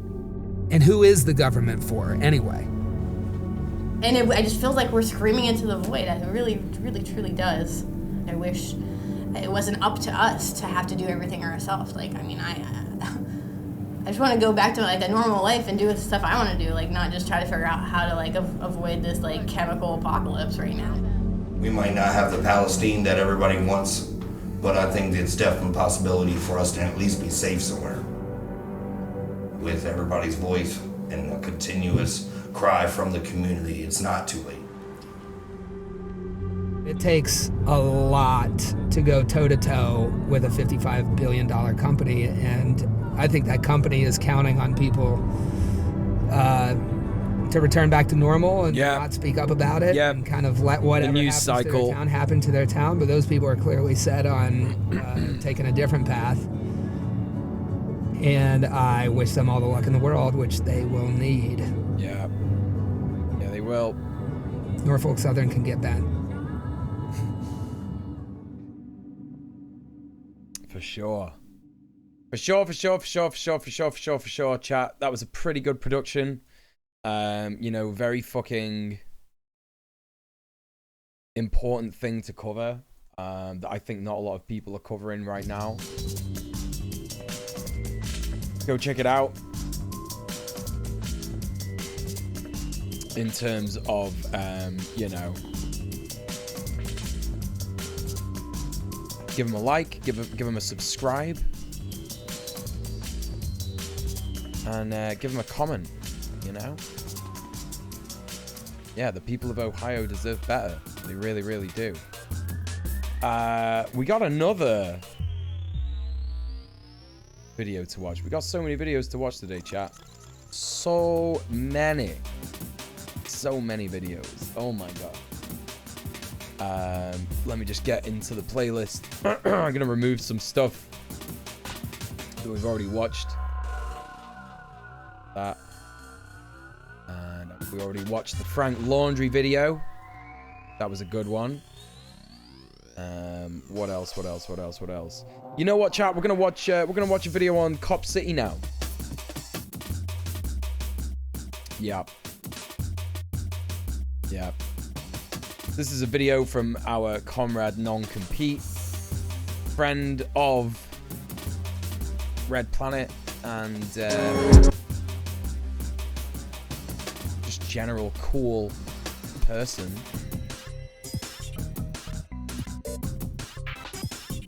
This is about Cop City, so we're gonna hear a lot about things like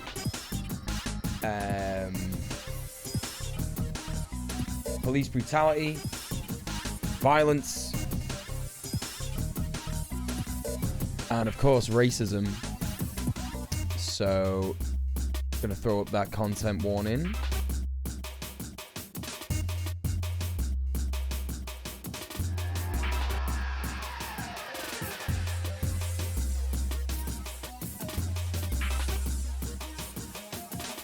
If you don't know about Cop City, oh boy.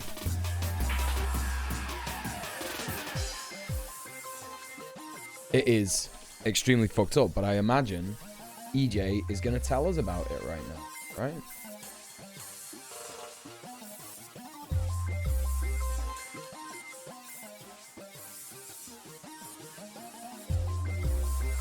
Zoop.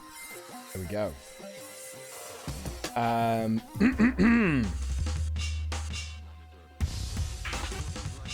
It's so frustrating when people go straight to legal action against corporations instead of direct action. That an instance at a building my TU is organizing where a tenant convinced a bunch of people not to show up for a protest because he thought he could put together a lawsuit. What you have to remember as an activist is that you can only empower people so much, right? If people choose to go for legal action, the best that you can do is go, okay, that's your choice. I'm going to advise against it. And we would prefer you to consider direct action, collective disputes, collective action, because we found that these things work. And I tell you what, you know, you could go for this and you could try it. If it doesn't work out, which we don't think it will, we'll still be here for you when you're done. We've had people do that at our tenants union. And there's only so much you can do. Do you know what I mean? People will make a choice. And people will make a choice based on what is easiest for them. Like, people have tough lives. People have bad material conditions at the minute. And a lot of them don't or they don't think that they have the time, or they don't think. It's all about how capitalism brainwashes you, right? And we have to slowly unpick this stuff. Because people have been brainwashed to think that their time, it's worth investing your time in things that work, that they know to work, like legal action, the legal system. Oh, the legal system's there for us, the legal system, police, the law is right for us, and stuff like that, yeah?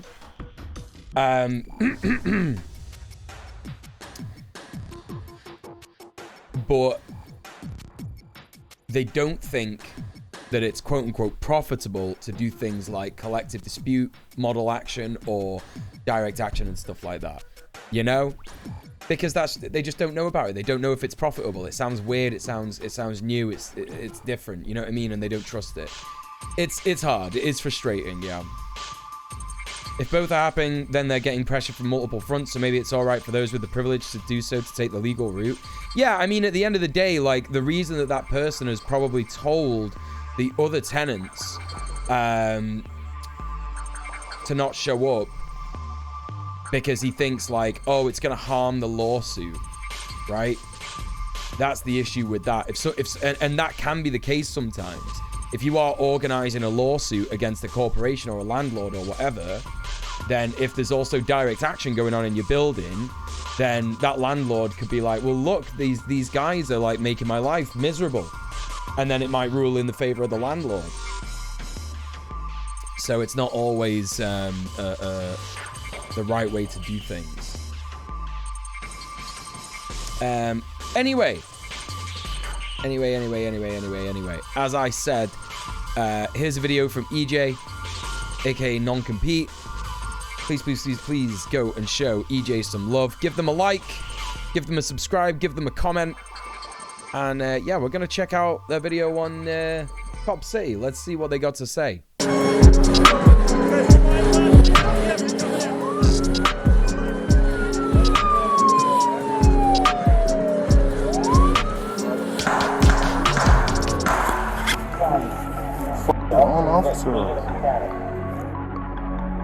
My name is Nolan Huber Rhodes, and I am a filmmaker, video journalist, community organizer. Myself and another filmmaker, Lev Omelchenko, are working on a feature-length documentary about the movement to stop Cop City. We have been working on that since 2021. It's called A City in the Forest. I became an organizer with the Defund APD Refund Communities campaign in 2020, kind of in the midst of the uprisings. The uprisings happened in 2020. We lost a defund vote by 1 vote. During the already happening uprising around the murder of Breonna Taylor and the murder of George Floyd, the Atlanta police killed Rayshard Brooks in a Wendy's parking lot. After that, the police started coming down with the blue flu, calling out of work, not responding to calls, and really just crying and whining about nobody in the community likes us. And the blue flu. I haven't even heard about literally, this. Your job is to put human beings in cages. Ever since the police started calling out sick and really whining about things like white strike, these narratives that started building about crime in Atlanta, right? Those narratives have always been there, but they got pushed hard. Rising crime. We have to do something to keep our community safe. In 2021, April of 2021, is when the Atlanta City Council introduced a bill to lease 381 acres of forest in South DeKalb County to the Atlanta Police Foundation to build at minimum, $90 million police training center. I mean, it's quite literally like a response to the uprisings in 2020. They want to build a mock city to practice urban military tactics to suppress riots. That's really what Cop City is, and I think it's a broad leftist struggle because of that. This really can't get built. On that land, just kind of a fun fact, and also because our struggles are deeply connected, both Emma Goldman and Kwame Ture, they were both sent to the Atlanta City Prison Farm after doing movement work, doing some like protest stuff in Atlanta. That ran as a place for enslavement and then a place for re-enslavement. Now the police get to build their Cop City there. They're very much keeping it in the family. When they first introduced the plans for Cop City, The Onion released a piece on Cop City yesterday. The Policing Institute for Social Justice. They were saying, well, this is going to be a place where we're going to train cops in cultural sensitivity and how to do policing of black communities better. Just ridiculous.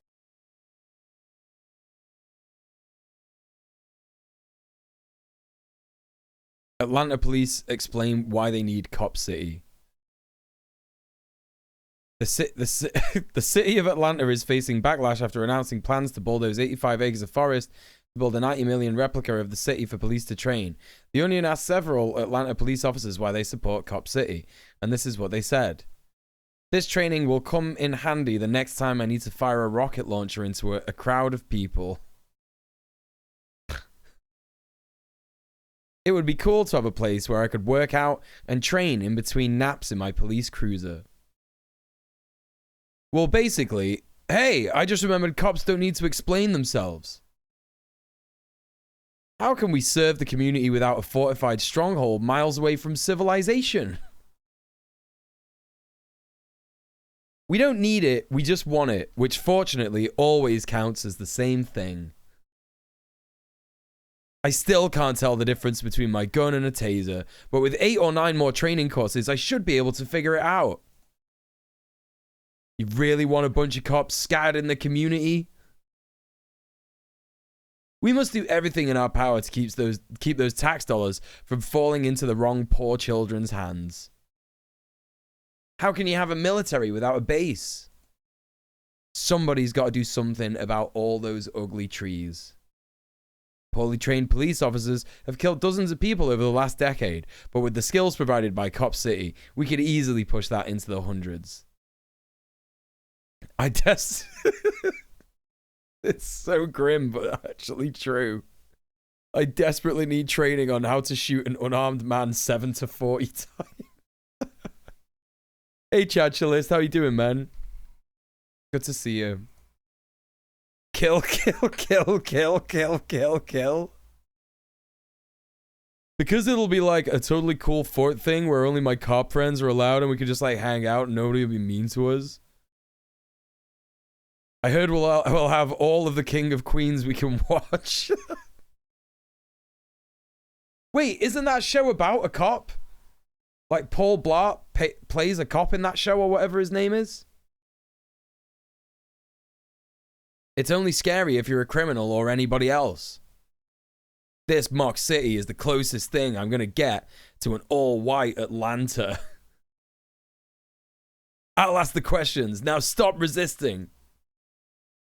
Okay. That was pretty good. Not gonna lie. Hey, Alejandro, how you doing? He's a UPS driver in that show. Hey, Regenerate, yeah. Mike and Molly. Mike and Molly. Mike and Molly.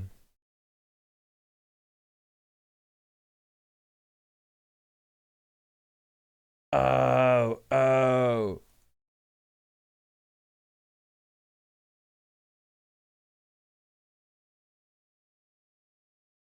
Okay, yeah, he's a cop in that show, yeah.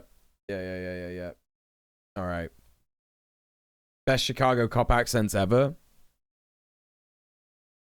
That narrative went out the window pretty quick because they couldn't continue justifying it when every major racial justice org in the city was like, don't build this. Really, they're trying to couch this in like, oh no, this is actually reform. It's going to be like a beacon of police reform. But what we know about police reform is that police reform has been happening since the beginning, and it only functions to give police more resources. Yeah. What we experienced in 2020 with the uprisings was a deep liberalization of movement work. Calls to defund the police or abolish the police turned into make the police wear body cams. Well, that just gives them more money and more power because now they have to buy the body cams, and then they get to use that money to increase surveillance. These demands that all police should be wearing body cams is actually just funneling money to a corporation called Axon, who makes the body cams. And Axon, by the way, who makes the body cams, they are also funding Cop City, to be clear. There are consequences to the things that we fight for. When we're fighting for reformist reforms and not abolitionist reforms to policing, and abolitionist reforms are anything that decreases funding for police, equipment for police, Hell yeah. police presence, and redirects those resources into things that are not policing and do not have the power of the state to harm, kill, incarcerate. So the Atlanta Police Foundation is actually who's building this, which means that this is going to be a privately owned cop city. And it's going to be owned by the foundation. It's not owned by the city. There's no democratic oversight of it. The Atlanta Police Foundation is like a dark money group that functions as a way to undemocratically and unaccountably funnel resources to police. So if the police are going They don't even turn on the cans. Military equipment, for instance, through like the 1033 program, a program where, police get massive discounts on things like tanks, guns. The only interesting thing that I've ever seen from a police body cam that could be potentially useful at all is that I watched one the other day where they caught a ghost on a police body cam. I thought that was pretty interesting, but that's literally the only interesting thing that I've ever... I mean, you know, they're not gonna turn them on if they're like killing an unarmed, disabled black kid. They're not going to do that. You know, it's just insane. Like, what do you think? They don't have an on and off button? Like, what you know, what does that do? It doesn't do anything. Fucking hell. I think I heard about this once, about some reforms in some Red World podcast. Yes, you may have done. Yeah, I couldn't possibly comment. And military equipment. Police Foundation is also a powerful lobby group who has... Who did we speak to about non-reformist reforms? That's going to be on Kira's channel. YouTube.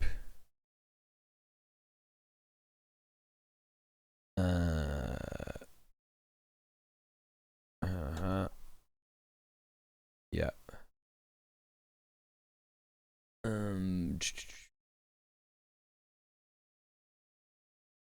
Was it Feek? FD signifier? Yeah, it was. Yeah. Oh, cool. Yeah, I thought it was. I was just like, wait, really? FD signifier, that's how you found Red Planet? Based. Extremely based. Well, there you go. A lot of power. The CEO of it, Dave Wilkinson, was a Secret Service agent starting with Reagan all the way through George W. Bush. You know, he has deep, deep ties to the capitalist establishment political class. He can really probably control a lot of the city council members who have aspirations of political office beyond city politics. One thing that Georgia passed last year is a tax credit for any corporation in Georgia can donate up to 75% of their taxable income to the police foundation and get a tax credit from the state back. Basically, it's a way for the state to funnel unsurmountable amount of resources to the police without ever actually having to say like, oh, we're increasing the police budget by millions and millions and millions of dollars at all times. Fuck that. It is being funded by $30 million of taxpayer dollars, and the other $60 million are all donations from corporations. Those corporations are Coca-Cola, Chick-fil-A, Wells Fargo, Norfolk Southern, who... No fucking way, dude. No fucking way. Is responsible for the train derailment and environmental devastation right now in East Palestine, Ohio. Well, you know, if any of those lawsuits do go ahead and they have to pay out a bunch of dough to some of the fucking people on the ground there, then hopefully that'll mean they can't make donations to Cop fucking City. Folks who are funding it are Bank of America, Home Depot, Arthur Blank Foundation, he's the guy who owns the Falcons, and several other entities who are raising the funds for this. In fact, our main newspaper, our main print media in Atlanta, the Atlanta Journal-Constitution, is actually owned by Cox Media. And Alex Taylor, who is the CEO of Cox Media, is leading the fundraising campaign for Cop City. So, like, as you could imagine, narratively, press Damn, I love unbiased media. I love it when the media is completely impartial. I love it so much. It's so good. Oh yeah, and it exists everywhere, doesn't it? Extremely impartial media.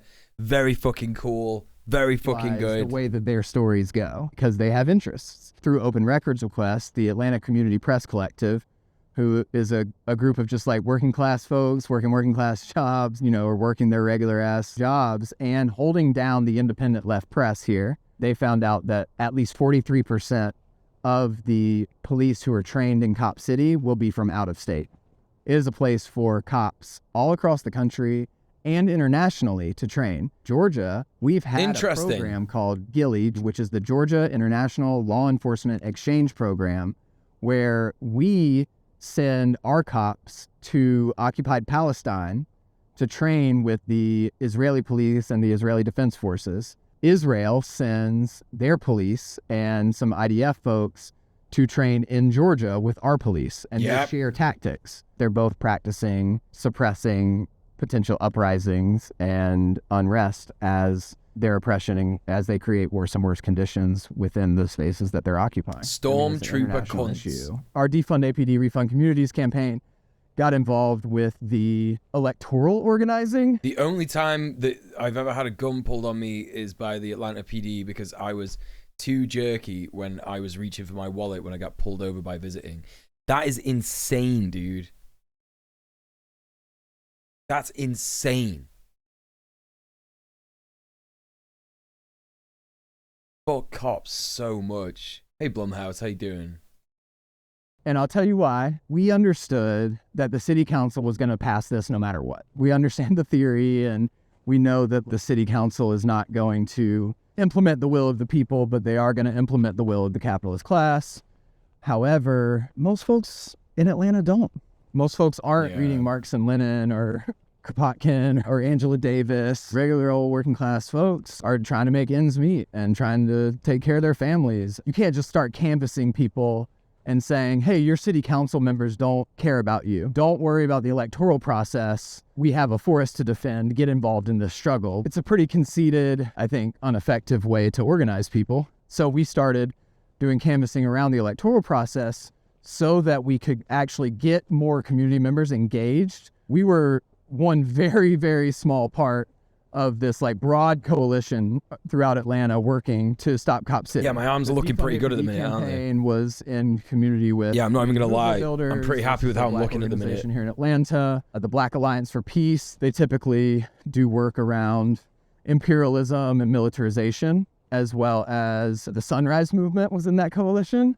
So it's a pretty interesting. Big rest day today, chat. Cultivating that mass. And then there was all of these different small associations of anarchists who were doing a lot of really awesome organizing as well. But one of the reasons why we specifically wanted to engage in the electoral process is because we knew that we were going to need to make a case for escalation. We were going to need to make a case for applying tactics that are criminalized by the state. And we knew that if we didn't have community support. Oh yeah, get it, PB Princess, let's go. Position before that it would be a lot harder to win this struggle. By the day that the city council was supposed to vote, the meeting actually had to last for 2 different days because there were 17 hours of public comment left on the phone lines of the Atlanta City Council. Of those 17 hours, 75% That's such a good emote. I love opposing that. this building of Cop City. They wanted city council to vote no, and city council voted yes.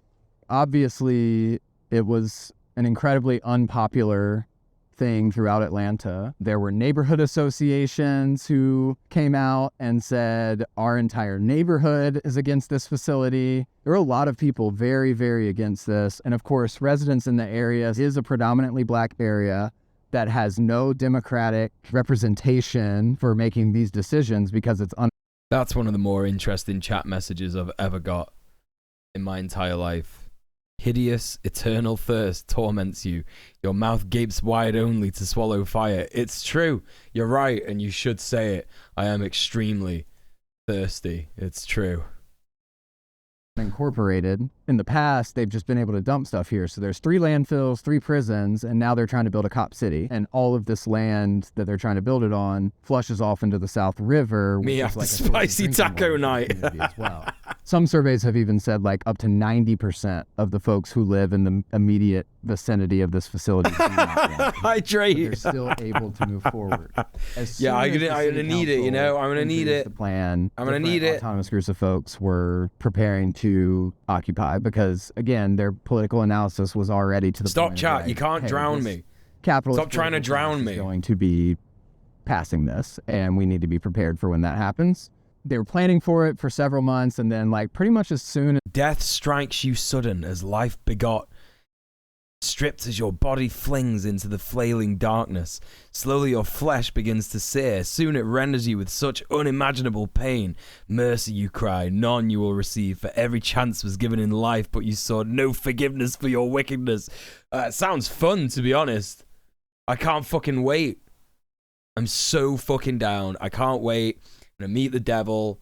You know, I'm one of his biggest fans. You know, cool. That would be super cool. As the city council vote passed, the occupation started, and it got probably to its height summer of 2022. For a while, the response to the occupation was kind of hands off. I think they were trying to do a lot of intel gathering. So there's 3 departments. So you've got the DeKalb County Police, you have the angels to some, demons to others. State Patrol, which is all being kind of directed by the Georgia Bureau of Investigation, who is answering to the Federal Bureau of Investigation. Right when things started to get a bit more militarized, they called in the FBI. Back in December of 2022, they've conducted several raids on the forest before that day, but didn't charge people with like heavy things if they did make arrests. But in December, they went in and arrested 6 people. The raid on December 13th, 2020. Listen, dickhead. In the chat here, woe unto you, the warning has been sent. There will be much gnawing and gnashing of teeth. I've been to that fucking dimension, bro. I've been there. That place exists to take the negative emotions of this plane and process them somewhere that is appropriate for them. You have no fucking idea about the multiple dimensions that exist within our fucking universe, yeah? You are so convinced that you're one apparent god who is just like a white guy that looks like you, and this fucking book that people wrote when they were pissed on ergot wine, yeah, is like absolute, that you will never ever truly witness the fucking vastness and beauty of the universe within each of us. You absolute fucking loser. Go cry into your fucking Bible. I'm gonna keep fucking dudes. I'm gonna keep fucking people who, you know, I'm attracted to, because that's how fucking life is nothing to do with your little weird fucking book. You're never gonna change anyone by going around and quoting Bible verses at them. Get a life, please, for the love of God, who is actually, in fact, a black woman. Fuck me, dude. Like, what the fuck do you think is gonna happen, man? Like, oh yeah, oh, you know what, man? You got me. Oh, you got me, bro. Like, you know what? That shit that you said just there, that's way more intense than the fear that I have, like, every single time I imagine what it's like to die and, like, an afterlife doesn't exist. Like, oh, man, you know what? Fucking so scary, dude. So scary, dude. You got me. I'm no longer a fucking queer. You know? Fucking idiot, dude. 22 was this joint operation raid of highly don't know shit about fucking spirituality. SWAT, fucking hell, man. Take some fucking magic mushrooms. Patrol, SWAT. They look like they're getting out of a war zone. They went in the forest and they arrested 6 people who were occupying the forest in defense of the land there. One person, they tear gassed her for 6 hours. Tear gas. Can't believe Twitch is street preachers. Right, listen. It has been a long time since I've had a random religious fucking freak in the chat, yeah? I think the first time it ever happened, someone said something along the lines of, 30 pieces of silver. right? And it was because I was wearing a cross. I was wearing like a cross or something just because it looked cool. Do you know what I mean? And like, I must have said something that was like blasphemous or whatever. And this person in the chat was like, so you'd be up for 30 pieces of silver. And I had no fucking clue what the fuck they were on about. But they were trying to say that I was Judas in it. That's what they were trying to say. And I had no idea what the fuck was going on. But I just banned him immediately. I was like, are you fucking serious? You know, are you serious? My mom actually told her in her shroom experience was a huge factor in her leaving a fundamentalist sect. Yeah, I mean, you know, once you like experience true spirituality, which is that like inner space is just as vast and unknowable as outer space, like you can't really sit there and be like, oh yeah, there's definitely a guy who's going to torture me if I don't pray and ask for forgiveness, you know, at the end of my life. What are you on about, bro? Why would that happen? Why would that happen? You know? Yeah, we would never be Judas because Judas was a bootlicker. Yeah, imagine ratting out Jesus to the cops. Right, imagine, yeah.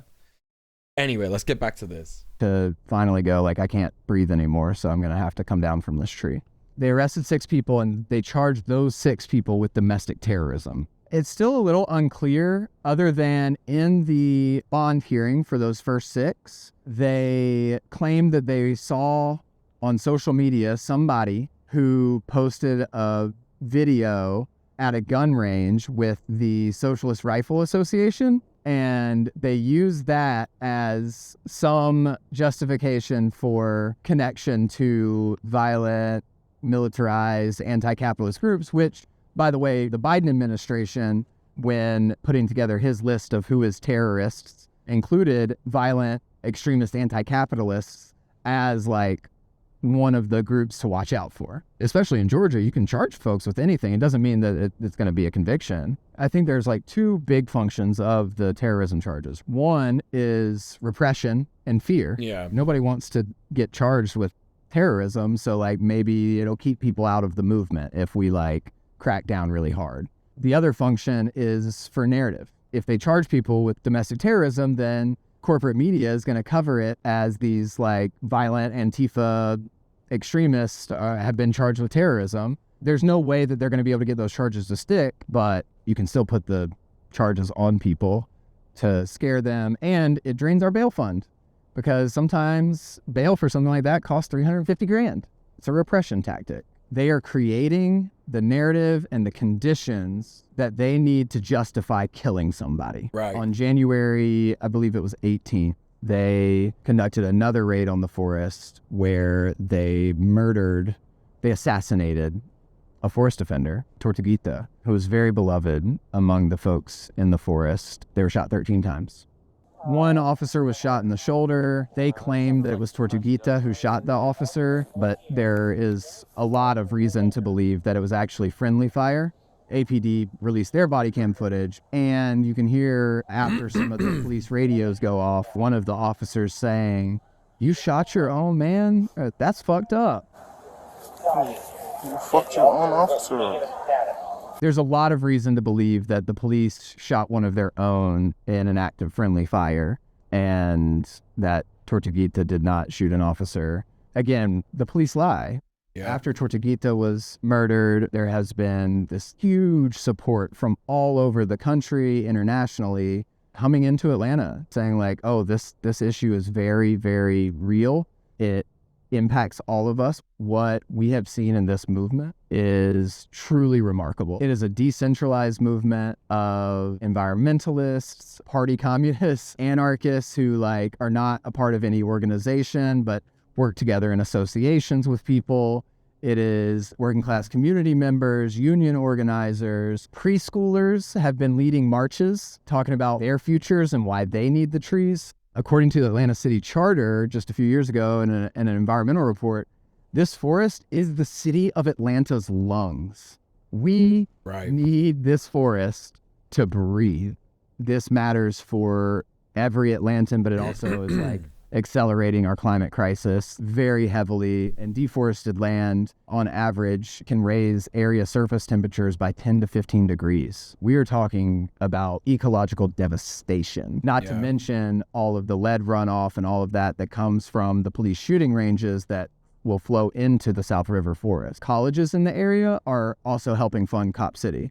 Emory University, Georgia State, Georgia Tech, and the Atlanta University Center, which is 3 historically black colleges that all kind of share some campus space and then have some of their own campus space. So there's a very large student organizing unit that has built across these schools in Atlanta as well. And actually, the former president of Emory University just stepped down from the Atlanta Police Foundation board because of all the pressure that the students at Emory were putting on her. The AUC students shut down a forum at school and demanded that the school divest from Cop City. And students are fucking based, man. Dickens so nervous that he called like an emergency town hall specifically for the students at the Atlanta University Center. We're winning in a lot of ways. We have a very large coalition who is committed to stopping it. There was a campaign called Stop Reeves Young.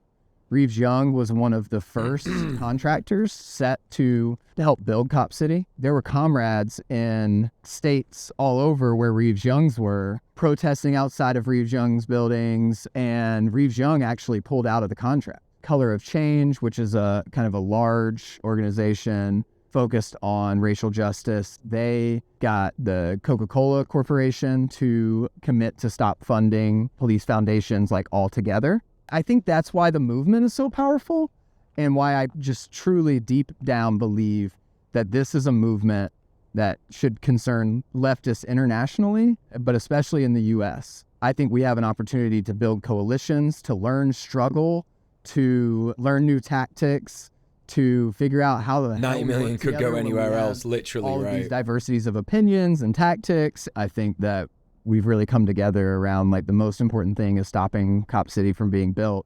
And the reason I think it's so powerful is because this is about police brutality. It's about anti-racism. It's about, like environmental racism. It's about undemocratic dark money groups like corruption and behind the scenes steals. It's about all of these things. And most specifically and most powerfully, it is an explicitly anti-capitalist movement.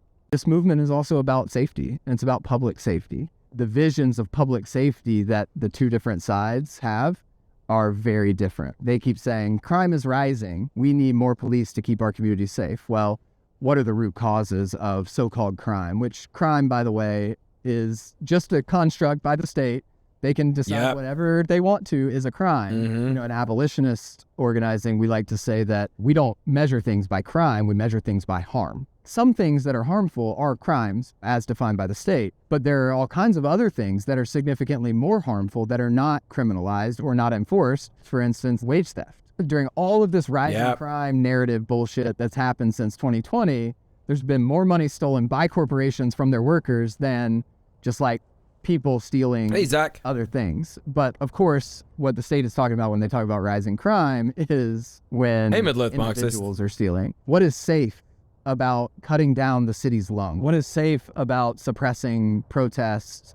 What is safe about continuing to pollute the drinking water of this community? There's nothing safe about any of that. And they kill the climate activists. They're not actually here for safety. They're here to protect the interests of the people who are funding them, and that is the corporations, the capitalist class. It is just so obvious in this current No, you're right. Crime is not rising. Exists for.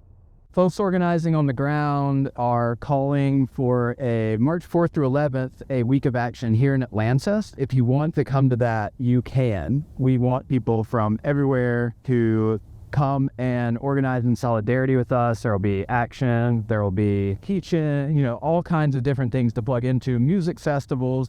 So a lot of community building, connection building. I like to think that a lot of these connections are building for our larger project. If you can't come, or even if you can and you do have the means, we really need money, really need it. And so the two that I'm suggesting are, number one the Atlanta Community Press Collective. You can find them on Instagram. The Atlanta Community Press Collective, we need this narrative power that they've been able to help build for the movement. So definitely donate to them. And Atlanta Solidarity Fund, which you can also find, if you just Google Atlanta Solidarity Fund, you can find how to donate to them. Fund charges for folks getting arrested is up to $350,000. We need any funds for that. And the film I'm working on is called A City in the Forest. You can follow it on Instagram at A City in the Forest, or you can follow Levo Melchenko or myself, Reb South Nolan, on Instagram and Twitter.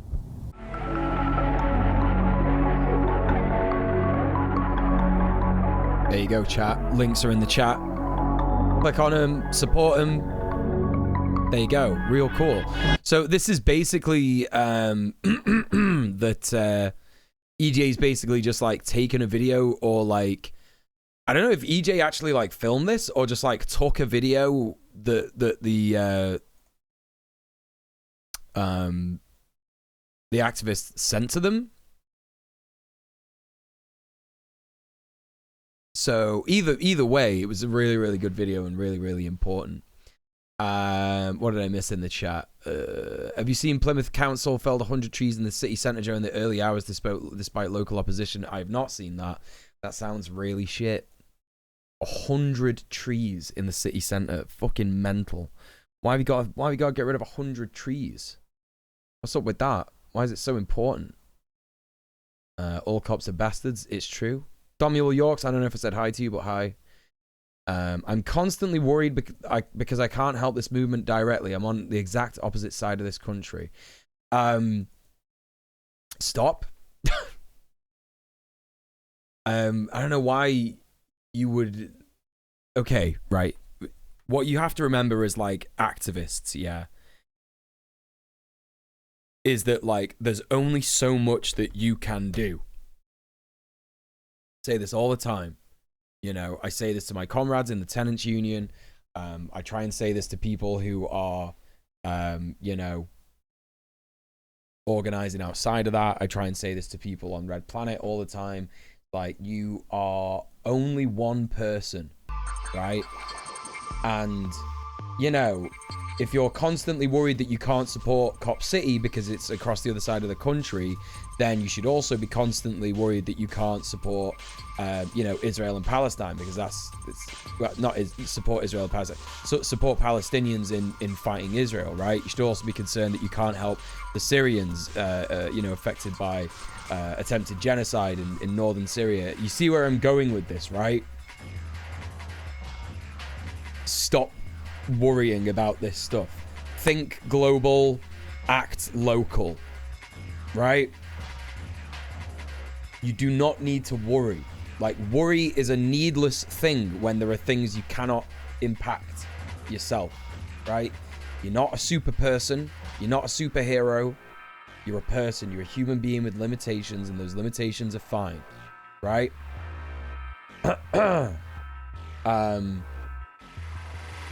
You have to act locally. That's why I joined the tenants union, right? Because it's a thing that is affecting people locally, housing, and it's extremely important, and it's something that I know I can do, and I do stuff like that all the time. You have to think about what impact you can have locally that is part of a broader thing. Housing affects everybody in the world, right?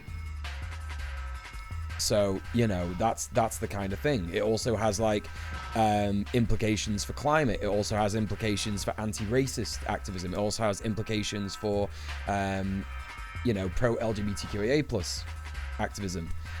Supporting GRT communities, all this kind of stuff.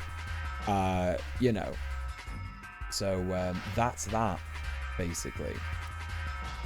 Stop worrying. You're not gonna do yourself any favors. Do what you can. Zach is here. Please go follow Zach App. He's a great streamer. Give him a shout out earlier up in the chat. Scroll up and find it. It's also, like, not true at all that crime is rising. It's not.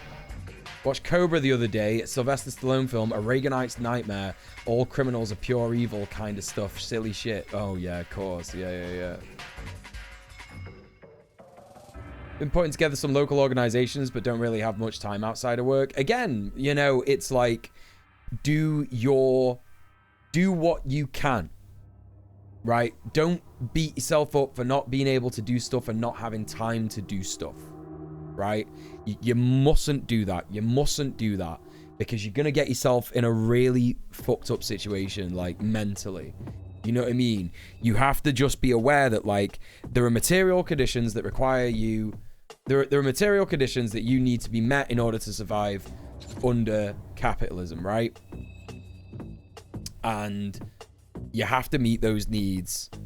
Unfortunately, we're forced to do that through capitalism at the minute.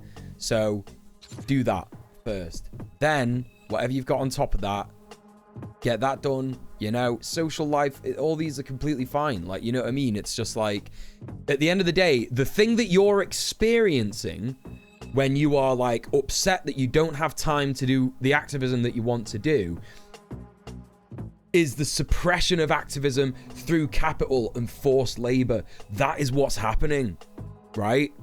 You're forced to work so much in order to survive because everything's so expensive, because they don't pay you enough.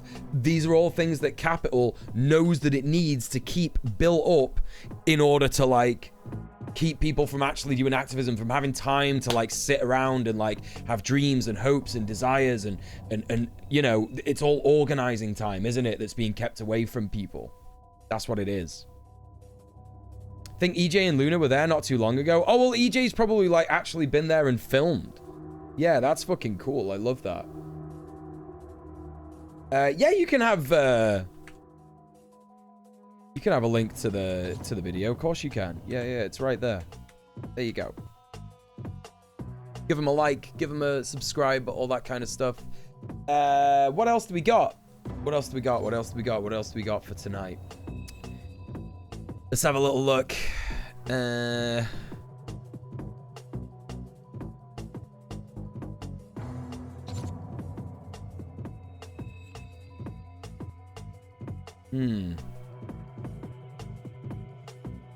know what?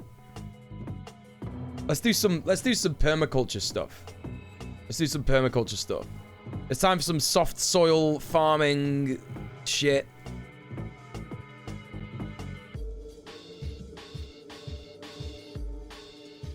Yeah, exactly. So, you know, don't beat yourself up.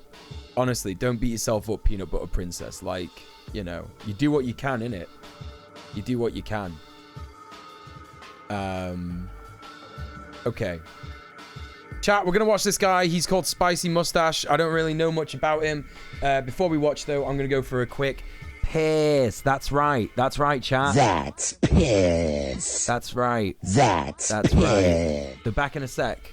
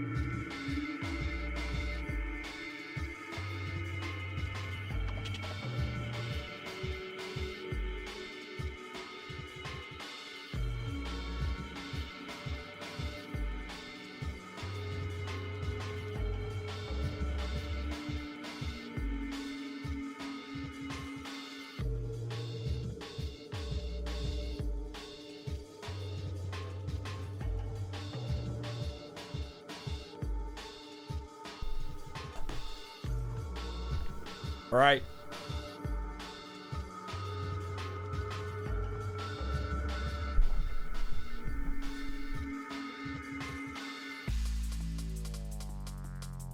Hey, Terra Tofu, how are you doing? William Levitt, the guy known as the father of modern American suburbia, has a quote saying around the fact that if people had enough work and a lawn to tend to, they wouldn't have the time to read Das Kapital. Right, yeah, exactly, yeah. Exactly. You know? Yeah, I don't know much about this guy, chat. This is him. Spicy Mustache, his name is, or some shit. He's an urban farmer, apparently. Let's check him out. Oh, I should change. I should change the title. Should change all this stuff. Professional streamer, mind you. Professional streamer. Chat, by the way, this is just a reminder that I do this for a living. This is my job as a Twitch.television streamer. I would ask you, if you are financially capable, please do consider subbing off Twitch. You could do so via the link in the chat right there.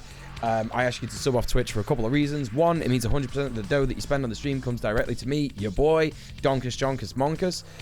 The second reason being that Twitch is a platform that makes terrible decisions and ruins awesome features such as hosting, and replaces it with things like clicking a button to say that you have watched 3 streams in a row for some fucking reason. It also does a shit job at protecting marginalized streamers and doesn't listen to our voice, resulting in some of the worst hateful behavior on the site going unchecked. So please consider subbing off Twitch. Tonight is the final night of being able to unlock double feature movie night. I don't think we're going to make it tonight, but that's okay. If we do somehow get I don't know, what would it be, like a $200 donation, a £200 donation somehow by the end of the stream, then we will be watching Double Down and also Neverending Story 3 in this month's movie night, which will probably take place not this weekend but the weekend after. But yeah, this money basically goes towards me like surviving and shit like that. So if you don't have the money to actually financially support the stream, don't worry about it. It's all good. I got another option for you. Just retweet the Go Live tweet, like it, share it, tell people about the stream, and hopefully someone who is more capable to support the stream will be able to come in and show some dough. But yeah, for now, let's check out this guy. It's soil time. It's soft soil boy time. How do I actually change all this? Politics title, there you go. Zero Waste Urban Farm. Title, that's what I'm going with. Content warning. I don't know if there is one. It's farm content. Probably nothing. I don't know. What is there going to be in this content to warn about? Who fucking knows? I'm not going to share a link to the video because we don't know if this guy's a weirdo. He could say something completely unhinged while we're watching the video. So, yeah. Let's watch and find out. See if he's a normal or a based dude. So I thought about doing an extended version of the garden tour that I did the other day on Instagram. And I'm going to show you all the things, most of the things that we're growing here in the garden. We're going to skip the front garden for now. And we're just going to talk about the backyard. And I'm going to do a separate video about the front yard. So first of all, the garden is detached from the house.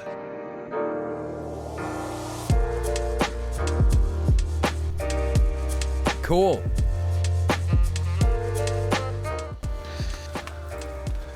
This is the front yard. And this is the garden. The first thing that you see is these 2 dwarf trees, because I'm trying to replicate an orchard in a miniature size. So what's this? A couple of dwarf trees. Something. Blumhouse, thank you so much for the £6.90. Nice. Thank you so much for supporting the stream. Thank you so much for subbing off Twitch. I appreciate you. And also semi-dwarf trees. We got in total 5, and there are plums, apples, peaches, cherries, but also raspberries, some nice in the chat. Berries, and a few other things. So the first raised bed, that was the sex amount, chat, we've got at the entrance. So we got one with chilies, courgettes, flowers, onions, and a few other things. I tried to use square foot gardening for this one. Also, you can see nasturtium popping over everywhere, so I'm trying to limit the amount of nasturtium by picking them by hand whenever I see them, like weeds growing everywhere. Here on the left hand side we got the tomato jungle, so we got different varieties of tomatoes growing along with flowers, herbs like basil. I put some straw inoculated with oyster mushrooms, so this is I have fucking sick. Production of mushrooms and plants on the same raised bed. In front of this raised bed, we got quite a few different plants, including tomato plants, lavender, but That also didn't look like a chilies, tomato. herbs, and flowers. I think flowers are really important to encourage pollinators into your garden. I used to underestimate the importance of flowers back in the days whenever I started gardening, but now I really care about improving every year the diversity of flowers into the garden. Here we also got like four actually logs. They are oak logs inoculated with shiitake mushrooms, so you can place those around your raised beds. This helps to maximize the production of food because they don't take up too much space, and they can be just around your main raised beds. And as you can tell, even on the floor, we got... My sister sends me short videos of this guy on Instagram all the time. What? Really? Loads of wood chips. And these wood chips are all inoculated with wine caps. So even in the pathways, I have production of food. Then we got this arch going all over. It's full of passion fruit, passiflora, one of my favorite flowers. Then on this side, we used to have beans and peas, but we had to remove them because they dried out. But I saved all the seeds, and I also have pots that I can consume throughout the winter. Here we got a small pond that I made with one of my friends, Jack, the other day, and it's super easy to make. We got solar powered fountain that it's basically storing energy throughout the day and then working even during the night, and it helps to oxygenate the water. We got a few plants in here like iris and a few others. We got some of the flowers and berries, as I mentioned. And then if we get into the greenhouse, a bit narrow, so we're gonna try to get in here. We got different varieties of tomatoes that now are producing pretty much everything. I think this guy is growing green tomatoes because, like, if you look, like those tomatoes are pretty fucking big. Like, that's not a new tomato. Like the only tomato that's like that green is like a small tomato, you know, like one like that big or something. If it's like a standard one in the UK or whatever. He's growing green tomatoes. That now are producing pretty much every single day because of the heat wave. Down there, we got a melon. Producing every single day. Popping right. Is that how fucking tomatoes work? If you just grow in tomato and it gets dead hot, it'll just stop popping off and like growing tomatoes every day. Some tomatoes grow before blushing. Oh, is that right? Hey, one who reads. Fair enough. Now we harvested chew. I'm not sure if you can see that, but it's growing pretty good. And we got another one. It's chew that it's a melon popping right now. We harvested chew. I'm not sure Dank. if you can see that, but it's growing pretty good. And we got another one up there. They grow a ton of tomatoes, but don't all ripen the same day, so there'll be fresh, ripe ones each day. Oh, that'll be so good. Got ginger and turmeric in the corner. Ginger and turmeric growing up here. Yeah, this is including sick. This one, which is called Malabar spinach. It's a climbing spinach, producing black fruit that it's not edible, but the leaves are edible, with a weird texture, but like whenever cooked properly, they're really good. We also got a watermelon, really small variety that it's ideal for small spaces. I don't remember exactly. There's a little baby melon in there. What the fuck? I'm proud of this because I've never had watermelon in my life. So then we got loads of different varieties of peppers and also bell peppers. And on this side, we got cucumbers that are producing a lot of cucumbers. Climbing spirit, interesting, yeah. Like a kiwano, but also crystal lemon, like this one that is producing right now. White wonder cucumber, even here. We got a few even at the bottom. I've got a bit of powdery mildew, but I'm not too worried about that. I'm pruning the plant. I'm trying to keep it as clean as possible, so to limit the spread of the powdery mildew. And then if we go on this side, here I used to have like a recycled trellis made out of old bicycle wheel, and we took it off because the peas stopped to produce, and we replaced it with like peppers, flowers, beetroots, and a few other things. I think in a small space, or even in a big space, I think it's essential to have some sort of succession growing and always be on top of replacing your plants whenever they stop to produce. And talking about replacing plants, here we had loads of different varieties of potatoes, but we replaced them all because they stopped producing. We harvested the potatoes, we're storing them indoor, they're gonna last for a long time.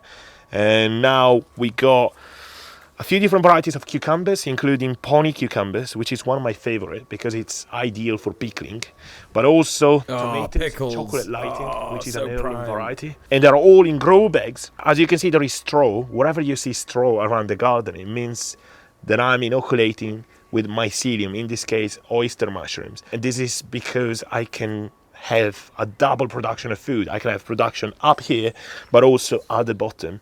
And this is exactly like the video we watched last night where they were telling us how to grow mushrooms everywhere. You like taking a few info different from that. flowers and herbs with the plants here. Down here on the top, so on another layer, because that's how you need to think in a small space. You think in layers. You don't think only on a horizontal perspective. Vertical farming.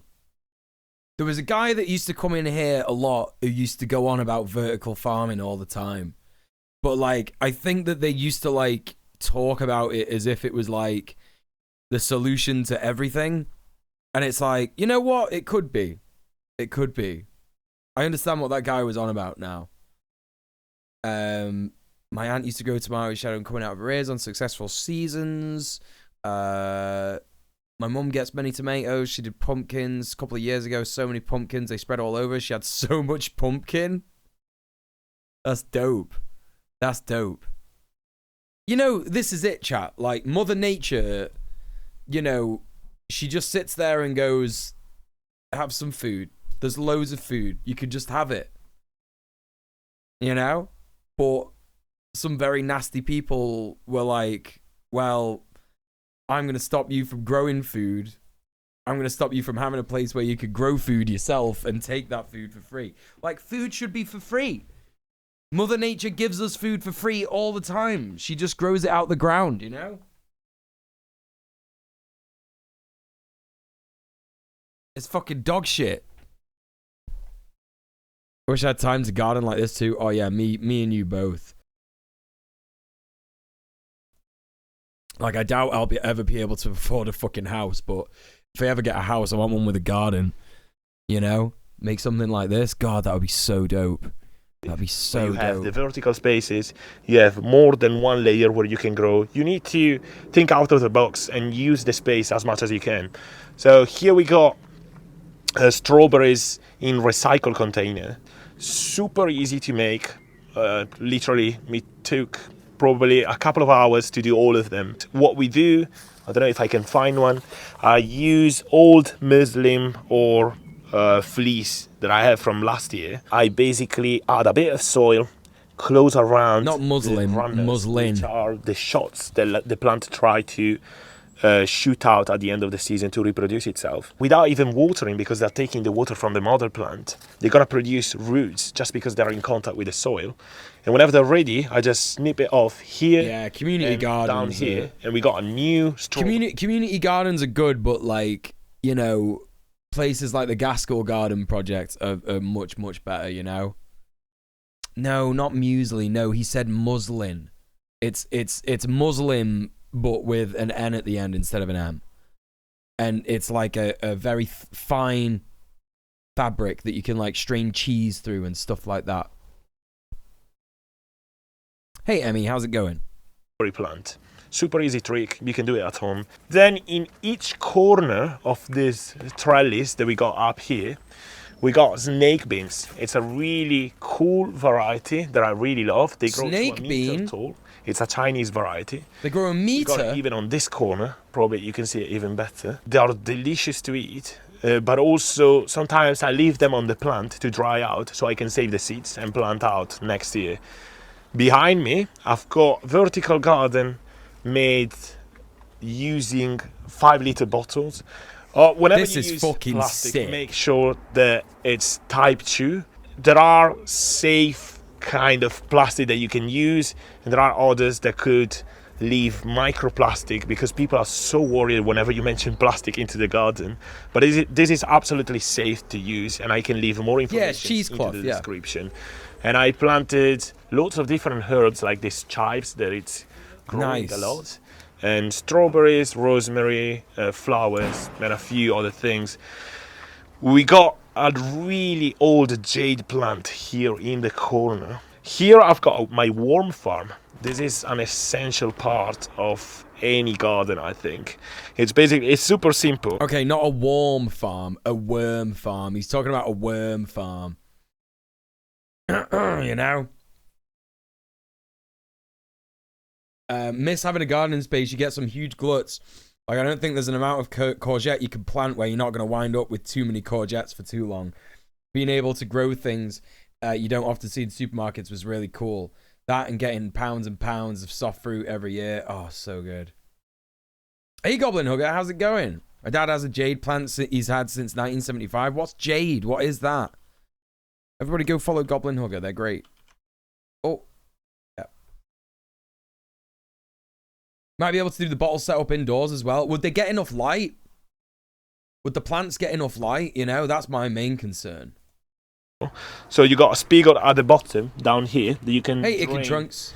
the leachate. Breaks that down in people sunlight, think though. That's good to use into the garden, but it's not, because that's an anaerobic liquid and it's not full of microorganisms and the actual nutrient that you want into your garden. But yeah, the worms spend most of their times here in these 2 layers. And I had to add another layer because the population improved over the year. Basically, up here, I just had feed. And feed means anything that could be like leaves or food scraps or any green material. I'm gonna cover this worm farm more in depth in another video because there is a lot to say about worms. Oh, let's watch the worm farm, man. Here we got another vertical garden. As you can see, like all the lettuce bolted because of the heat wave. We're just gonna replace it with more plants. We got a backup of plants into the greenhouse. It's gonna be mainly herbs and probably a couple of flowers, just to balance out the amount of edible things and flowers to encourage the pollinators. Here we got a few different leafy greens, including celery, which is doing really good, kale, beetroots, and a variety of different leafy greens. And chat, like, I don't know if I've told you this before, but like eating veg directly off a plant, like within 2 hours of it being off the plant, is like not only so extremely good for you, but the taste is so much different. It's so much fucking different.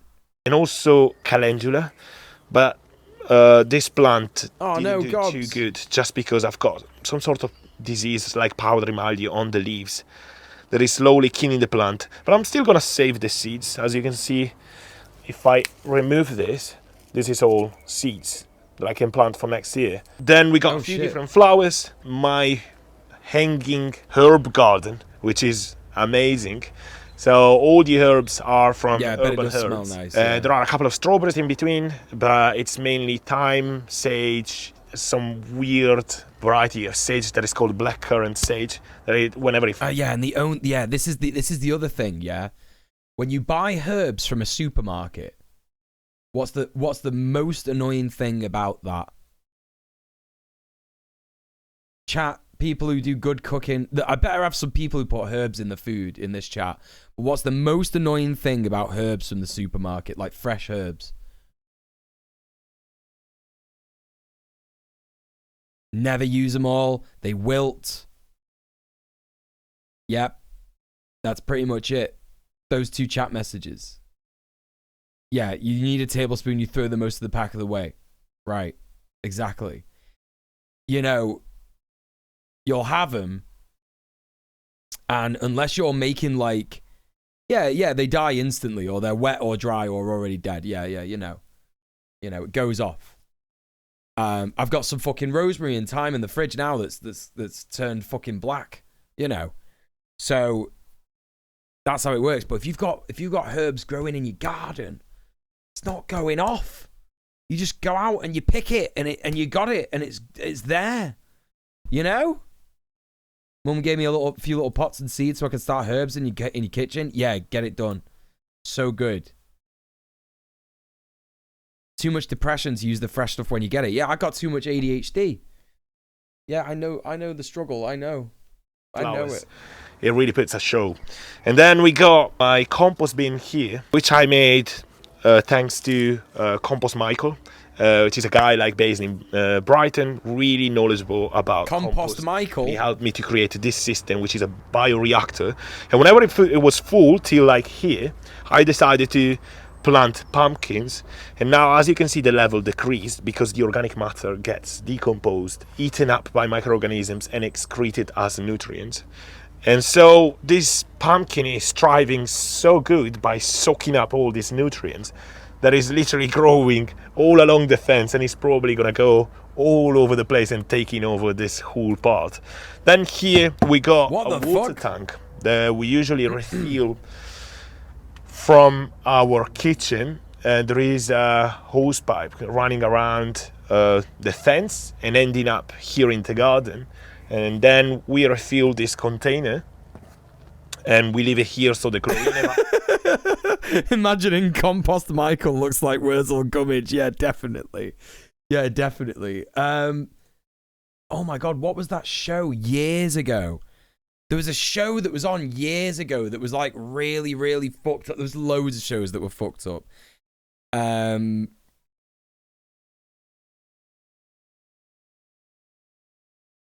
Maybe this doesn't exist. But like there was a show back in the day, yeah, on like fucking I think it was Kids ITV, Children's ITV or whatever. And I remember that there was like a thing that happened where they like, no, it wasn't Stig of the Dump. No, there was like a show, a kids show, where they like imagined things and they came real. And one of the things that became real was like a giant turd and it like ate people. Kids TV show with giant poo that ate people. That's what I'm Googling right now. 90s kids TV show. It was definitely in the 90s. Like, what was that? The Smoggies? What?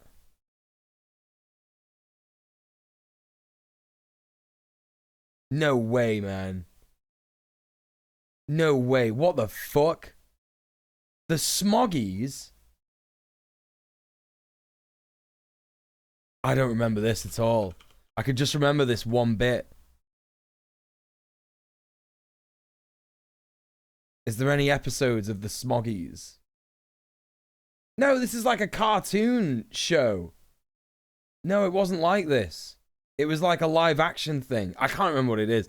Anyway, I was trying to find that out, but it was dead weird. It's like the poo had like peas for eyes and stuff. Anyway, I might have imagined it. It might be a dream. I don't know. I was like 8 or something. I don't know. Operates, so it's readily available whenever we need it. And then here we got another. The only reason I started thinking about that is because I started thinking about things like Compost Michael. Like, what would Compost Michael look like? And like just a giant shit. You know what I mean? That's what I just immediately thought of, a giant raised bed with rhubarb that thrived so good this season. We harvested a ton of rhubarb. And then broccoli and many. You could dehydrate herbs in your oven on its lowest setting before they go bad. Yeah, but why would you want to dehydrate them? The flavor just changes. You know what I mean? A dried basil has like a distinctly different flavor to wet basil in it. You know what I mean? Fresh basil. You know, the things that got decimated by caterpillars. I tried to spray it with an organic pesticide, but it still didn't work. And unfortunately, like, they got rid of all the plants in this middle part of the garden. You love rhubarb. Yeah, rhubarb's we got trellis going all over this rhubarb crumble. In here we got different varieties of chilies, but also flowers, leafy greens, it's always lush, full of life. Now, because of the heat wave, obviously it's not producing that much, but the peppers are doing pretty good, producing strongly. And it's inoculated with wine cups. So I think we managed in total to harvest something like 3.5 kilos of wine cups just from this raised bed. And this is amazing. I've got my spores, the mycelium that I used to inoculate the straw from Urban Farm It. The flowers are on the top to encourage the pollinators, and down there we got a lot of 5 children and it. No, that was something different, but that was just as cursed. 5 children and it. Let me just type in poo episode and see if it's in there. No, this is something. No, this is something really cursed. No, this is. Wait.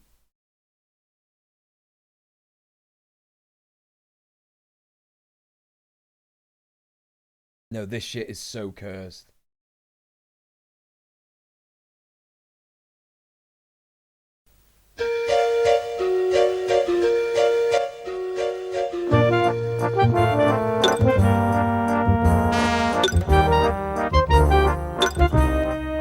What the fuck? What the fuck, bro? I hate this already.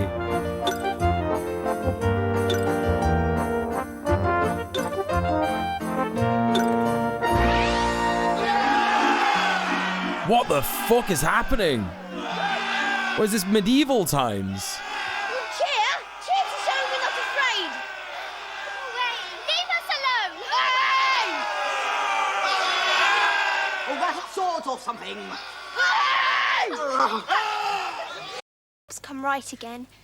No, I would not. He's a rude, violent boy, and it'll do him good to be the wrong size for a bit. Perhaps you could just make us all the same size as him. Go away and leave me in peace, do. I can't think why you don't wish for something sensible. Something to eat and drink. Or even just good tempers and good manners. Oh, don't go! Don't go! Oh, what the fuck? What? Oh, man. Kids TV in the 90s, man. So insane. Like, what was that? I'm just looking through these, like, other episodes of the Smoggies.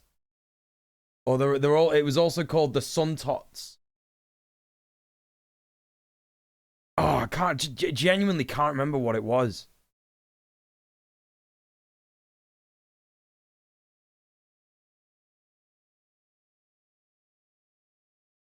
Genuinely can't remember it. Never mind. It doesn't matter. It doesn't matter. a variety of lettuce and herbs and flowers, but they are starting to bolt. So again, we are probably going to replace them with a few different vegetables. This is pretty much it about the backyard garden. I'm gonna cover a few other topics more in depth like over the next video. And yeah, I hope you like the tour, and I'll probably see you next week for another tour. Cool. This guy was alright, you know. He was alright, wasn't he? He wasn't like a weirdo. He didn't say anything cringe. Yeah. Go subscribe. I'm gonna subscribe. No, I'm not. No, I'm not. I'm not that interested. I've got too many people unsubscribed to. You can subscribe if you like. That's up to you. There's a link to the video. Go show him a like. Give him a watch the video in a muted tab. I've not been saying that this stream. Fucking hell. Fucking hell. I don't remember how to stream. I'm slouching. Oh. Okay. I'm obsessed with trying to figure out what this episode is. Kids, British, I'm gonna have to specify, British kids TV show where a poo turns massive. It just keeps coming up with the Smoggies, and I don't remember that. I don't remember it being called that, but then again, I don't remember what it was called in general.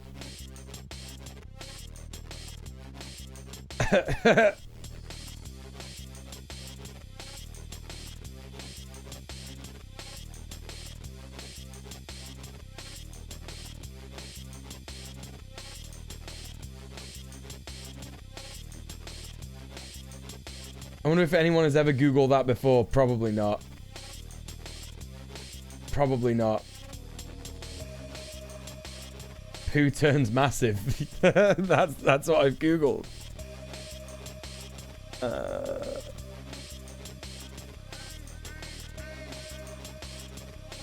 There's a lot of stuff in this episode about, like, creating a potion. And the potion making, like... making people do some different stuff. So... you know...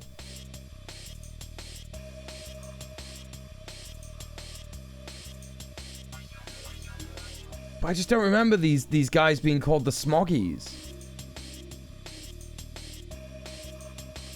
I just don't remember it.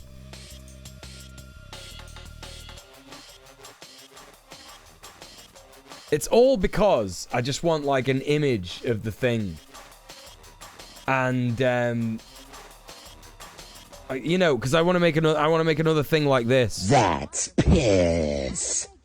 That's piss. That's all it is. I just want to make another funny little scene. And just have like the name like Compost Michael. You know, I think that would be funny. That's all I want. I just want to make a funny little thing with it. But you know, maybe I'll never find it. Maybe I'll never ever find it. And maybe that's for the best. I'd argue it probably is for the best. Right, what we're going to watch now, chat.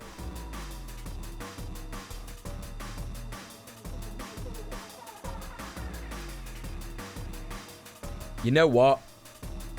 We said we were going to watch this yesterday. I said I was going to watch this yesterday. We're going to finish the stream off with this. We're taking a little music turn. So there's not really much about politics here. So we're going to change the category to just chatting again.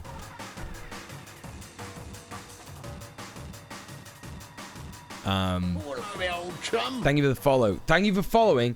Thank you for following after coming in and hearing me talk about how I'm Googling turning a poo massive. Kids TV show where they turn a poo massive. When I was a kid, I had these little like juice box holders for car cup holders. Like it went into the cup holder, but it held a juice box. And they were like little dinosaurs. And now they no longer exist at all. That's extremely sad. MF Dune says, I was sold on Compost Michael. I appreciate that. Appreciate that. Appreciate you, you know. Solidarity for Compost Michael. Right, listen. Chat, one of my favorite bands is 9 Inch Nails. I've always loved 9 Inch Nails. It's been a long time since we've watched some music-based stuff on the stream. And we're going to watch a little cheeky mini documentary called Pretty Hate Machine, the 9 Inch Nails story. This is by Raw Music TV. I've never watched anything by them before. So I don't know what to expect, really. I imagine not much in the way of, like, you know, terrible stuff. So hopefully this will be quite nice. And hopefully the VOD won't get muted on YouTube. But we'll see, you know? We'll fucking see.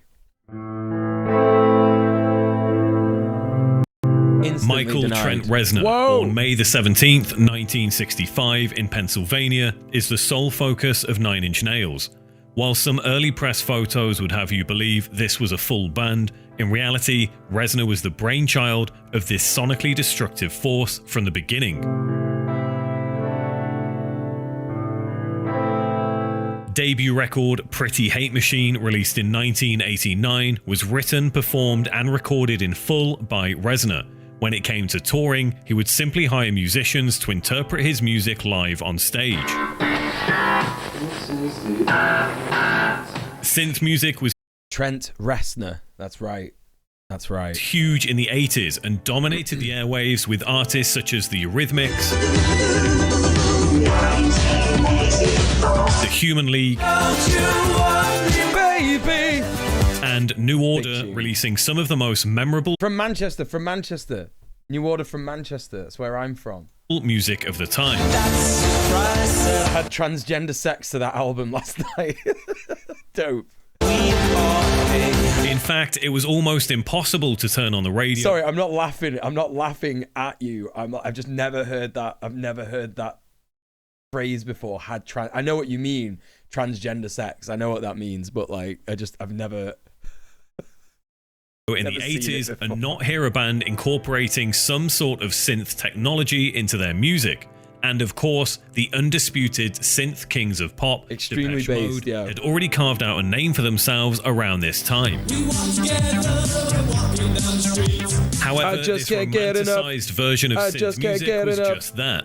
It had an air of loving mystery to it.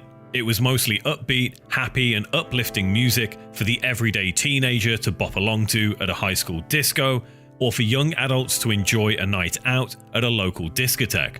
Trent Reznor wanted to tap in to the darker side of synth. Yeah. 9 Inch Nails would be classed as industrial music, a genre that employs mechanical sounds and patterns to convey a more aggressive tone, harsh and often abrasive. It's said that the term industrial was derived from a record label called Industrial Records, a label formed by an English band called Throbbing Gristle in 1976.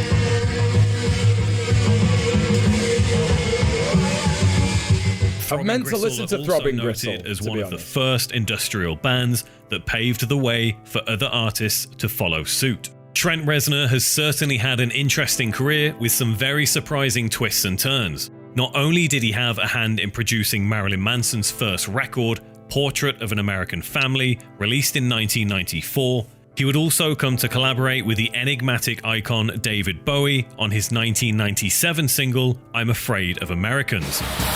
I'm afraid of Americans.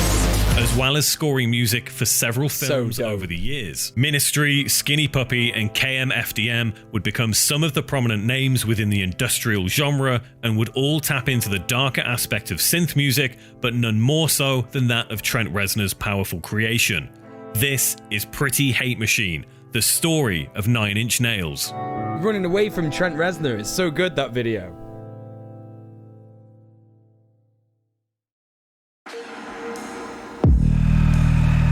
Yeah, KMFDM are pretty cool. Music's always been a way for me to try to feel better and get better. But I think the inspiration is coming from a less destructive place than it used to be. You know, my life really just kind of crashed and burned. I had to come to terms with being an addict, you know, which is something that I had for a long time. You know, that's something that I should have a content warning for. Flashing lights. If we're gonna have like video of shows, hold up real quick. Boom.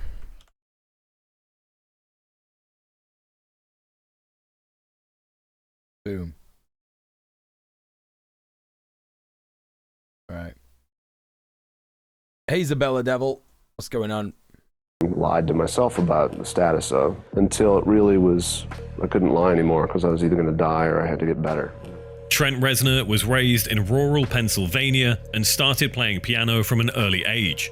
In an interview with Synth History magazine, he says, I was kind of trained to be a piano player and was being urged to be a classical pianist and drop out of school and study with a nun at about age 12. As a preteen, music seemed to be a big part of his life, and like many youngsters, he was exposed to Kiss, which, like a lot of kids, helped him to develop a daydream of becoming a rock star one day, or at least being in a band. Trent's father... It's so funny that, like, I love 9 Inch Nails so much, right, that I've been to their shows and cried. Right? I've cried tears. Yeah? Actual tears multiple times. But I cannot fucking stand Kiss. Whenever I hear Kiss come on, right? It just disgusts me. And like learning that Trent Reznor enjoyed Kiss is something that I'm going to have to reckon with. Bought him a Wurlitzer electric piano with an MXR Phase 100 pedal, and he proceeded to start playing around. Oh, okay, Isabella. See you later. Thanks for stopping in. As he calls them. Trent could also play the tenor sax and tuba. He was a member of his school's jazz and marching bands, whilst also appearing in school productions of Jesus Christ Superstar and The Music Man. During this time, Trent would be raised by his maternal grandparents as his father and mother divorced at the age of 6. It would be his grandfather who bought him his first synthesizer when Trent was a teenager. It was a Moog Prodigy. It is Moog music for being a kids, very true. popular manufacturer of synths at the time. This seemed to be the start of his obsession with electrical musical equipment, and he even landed a job working at a keyboard store in Cleveland just so he could get discounts on them. Reznor wanted to escape the small-town USA environment that he felt may have been holding him back from experiencing the world. Oh, he's so right. Like Kiss, imagine growing up in fucking Pennsylvania, like rural Pennsylvania. Didn't he grow up in like Jonestown or something?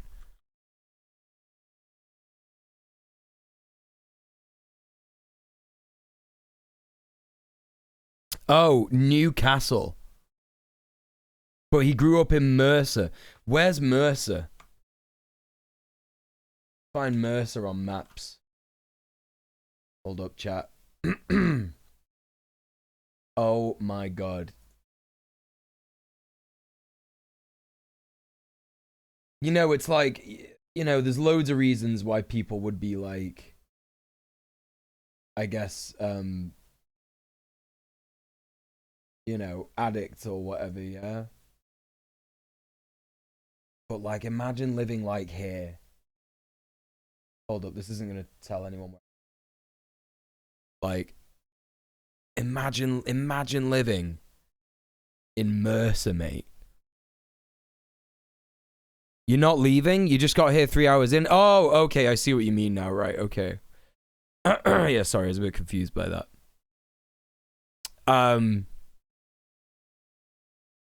Like, what is here? That is one of the smallest small towns I've ever seen in my entire life. It's got a Sheetz. It's got a cemetery. This is like fucking Twin Peaks. You know? It's got a high school. This is like the generic American small town. It's got a high school. It's got a fucking cemetery. It's got a Sheetz. That's it. You know? Churches and gun shops, right? My God. Driven through a bunch of those, you blink and you miss it. Right, you know what I mean? Imagine growing up here, man. Can we put like a... Can you put like a little guy here? Can we do this? Damn, they got Google Street View in Mercer.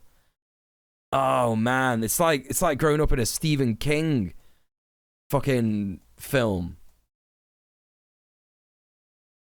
What are the gaffs like? Oh, yeah, I totally... Yeah, I can fucking 1,000% see him living in one of these. Yeah, man. 1,000%. It's like Twin fucking Peaks, innit?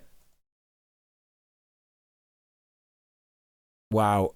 Yeah, of course. Oh, yeah, I know about Sheetz. Yeah, I know about Sheetz. Hey, Conquest the Cornbread. Churches and gun shops sounds like my hometown. Yeah. This is fucking crazy, man. This is fucking crazy. It's like fucking Nightmare on Elm Street shit. You know?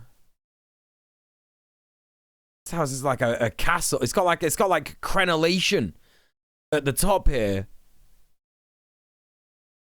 But it's just completely dilapidated. That's crazy, man.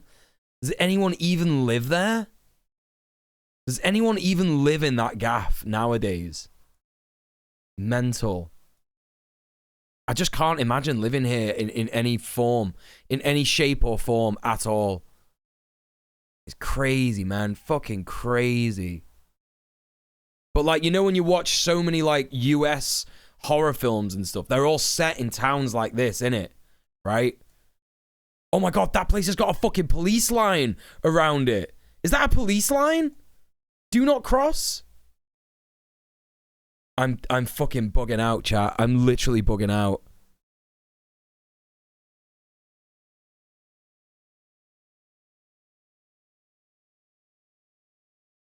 No, it can't be. It can't be. Is it like a gardening thing?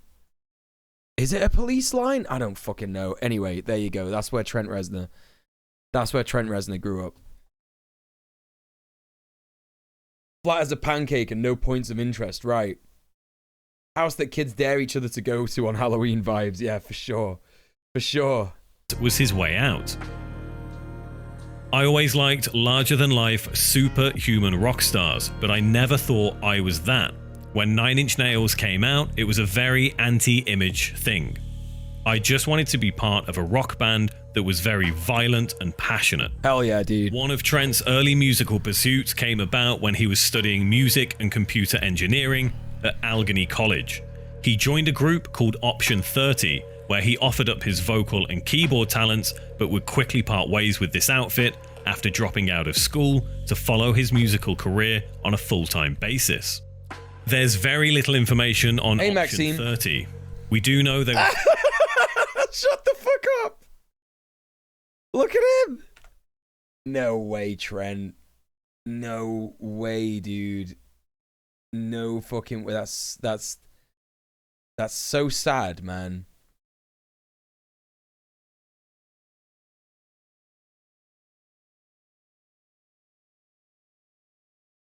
Bro. What a fucking dork.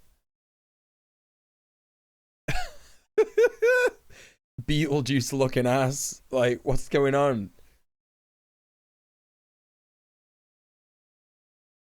Looking like fucking Patrick Bateman or some shit. Formed in 1982, and Reznor is thought to have been with the band up until 1984, but had little input when it came to actual songwriting, which would explain why he left in order to create his own musical vision.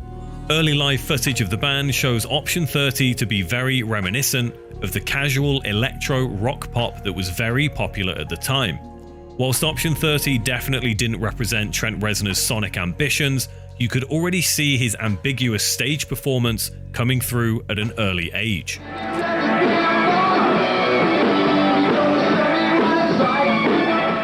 After dropping out of college, Trent would join a covers band called The Urge before becoming keyboard player for The Innocent, after a very brief stint with this band, only releasing one single with them in 1985 called Living in the Street. He then joined another synth pop group called Exotic Birds, who appeared in a film called Light of Day, where they played a fictional band named The Problems. What? It seemed Get out as if of Reznor town, was struggling man. to find a group of musicians that he could Reznor. really connect with. Looking back in hindsight, it's easy to see why. All of these groups wanted to follow the happy-go-lucky synth-pop, new wave ambience that had become so saturated in pop culture. Yeah, he hated that shit. Not only this, Reznor felt like somewhat of an outcast. He said, "No one in my family has ever finished school. I thought, okay, in high school I was a loser and I didn't fit in. So I thought in college I'm going to make some friends and try and fit in. But I was banished instantly. I felt like a misfit." Damn, dude, that's bro, that is literally my experience. Like, okay, like the enjoying Kiss part didn't really resonate with me, but definitely that 100%. During these frivolous encounters with local pop bands in the mid-80s, Reznor managed to get a job working as a handyman and assistant engineer in a recording studio called The Right Track in Cleveland. This is where Trent would give birth to his first batch He's of just like me for real, demos that would come to be collectively known as Purist Feeling. On days where the studio was closed, the owner would allow Trent to use the studio for free. Trent seemed destined to be on the fringe of the popular synthwave movement from the beginning. You ironically liked stuff Chris other when people Kiss when you were were recording, younger. and I always thought this stuff sucks. I thought I could do better, but for a long time I wasn't doing anything about it. I was arranging other people's music. I was playing keyboards on other people's demos. I was playing live, taking drugs, and being an idiot. Fooling myself that I was doing something when really I wasn't. Then when I got in the studio, I realized that there's an opportunity here. I could make it happen. I had this romantic notion that Prince did it himself, and I fully respected him for that. Hell yeah. So I just started to do it. I was intimidated by guitars because I always liked them but couldn't play them for shit. Trent had finally decided to take matters into his own hands. You saw them live and painted your faces? Nine-inch nails. What's your question? Where did you guys get your name, 9 Inch Nails? Now, there had to have been something more creative than that, but that's okay. It's okay. You're welcome to ask. No, not to be rude. People have been asking me that we've been around, 3 years or so. No great significance. Just thought of it, liked it 2 weeks later. That's a test for a band name. You write it down, you like it that day. If you wake up the next day and it's okay, then it's a good name. And that worked, and it was better than Toad the Wet Sprocket, so. October the 20th, 1989 would see Pretty Hate Machine hit the shelves. This was the debut record that Trent had worked so hard on over the past year or so. Wait, you went to see Kiss, but you painted your faces like ICP because we heard that Kiss fans don't like that. What? Why don't they like that? I knew someone, when I used to work at a bank, yeah, I knew someone that went on a Kiss cruise. You know that there are Kiss coffins?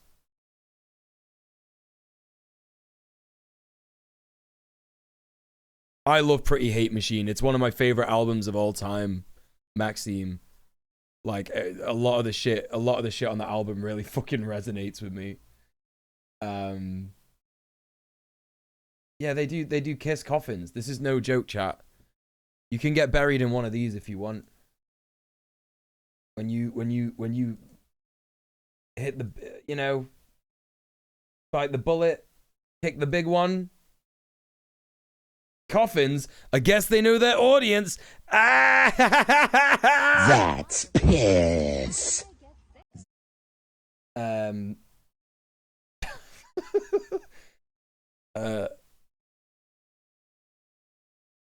It's so weird. Fuck, man. There's Gene Simmons, like, he's like endorsing it. He's like posing with a bunch of beer in the coffin, man.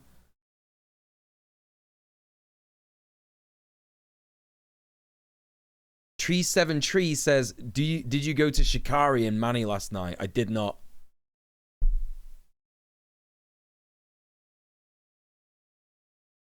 Yeah, weird as fuck, man.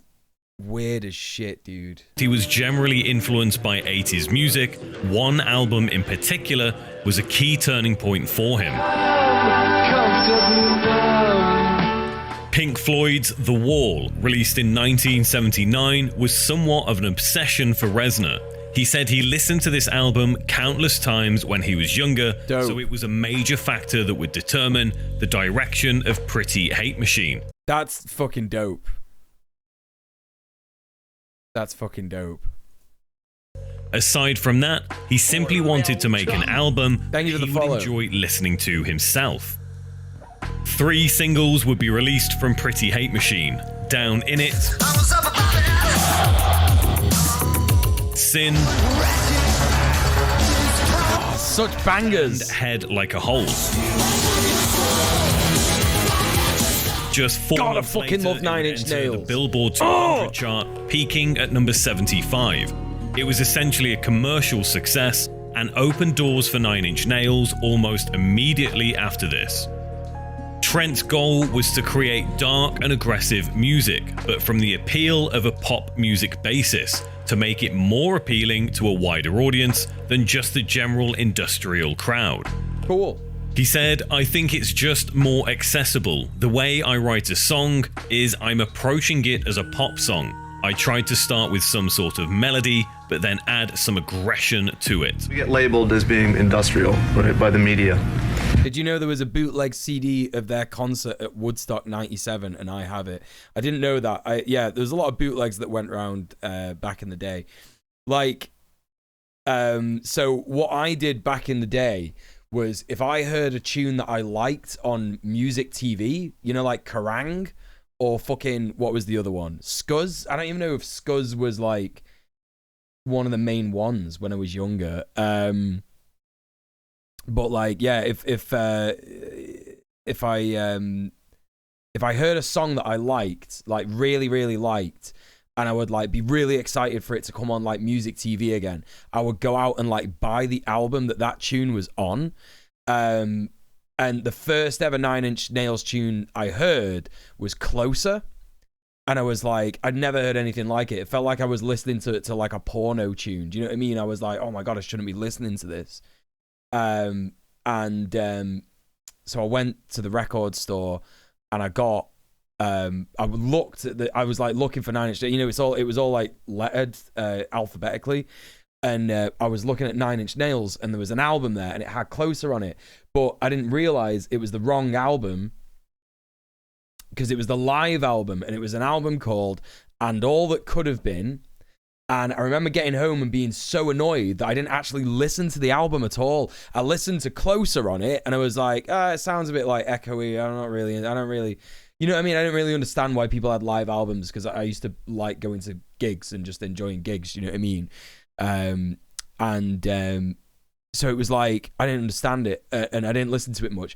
But then a couple of years later, when I was bored and I didn't really have many albums to listen to, I was like, oh, fuck it, I'll take a look at this. And it had like an interactive like DVD with it as well, and I put the DVD in, and it had all this fucking awesome shit. And I was like listening to all the tunes as I was like checking out this stuff, and I was like, yo, this shit's deep. Do you know what I mean? Like, this shit's deep, right? Oh my God. And like really started to enjoy it. And then ever since then, I've been fucking obsessed. I went out and I bought With Teeth. I went out and I bought, what was the other one that I got? Downward Spiral. I think I got another one and I can't remember. But yeah. I was worried for you that you'd picked a clean album. There's an old and annoying memory. Oh, what? Were they like, fucking what? Where they would like censor the swear words and shit. I always listen. If you were a little fucking mosher back in the day in Manchester, you would not buy an album that didn't have, you know, parental guidance, explicit content on it. You wouldn't buy it unless it had that on it. No way. You like specifically looked for that to make sure that you were cool and buying the right album with all the swear words in it. So there you go. And some people that tends to irk because they're harking back to when industrial was originally coined for, and those type of bands, Throbbing Gristle, Test Department, etc., which we have very little in common with. So that, I don't know, that seems to irritate some people. I didn't ever go around saying we're an industrial band, but all right. Trent Reznor would put together a group of musicians to take this aggression on tour. Although the entire you got to see their album and it was clean. Oh no! In a studio, he now thought it was best to have musicians interpret the songs live. The following year, 1990, Nine Inch Nails would play close to 100 shows, sharing the stage with a wide range of acts such as the Jesus and Mary Chain. I don't think I ever got a clean album. Shit, the Jesus and Mary Chain. I've actually like not listened to the Jesus and Mary Chain for so long. I was big into shoegaze at one point, chat. Really big. Of post-punk goth band Bauhaus. The golden years. And even Marilyn Manson and the Spooky Kids.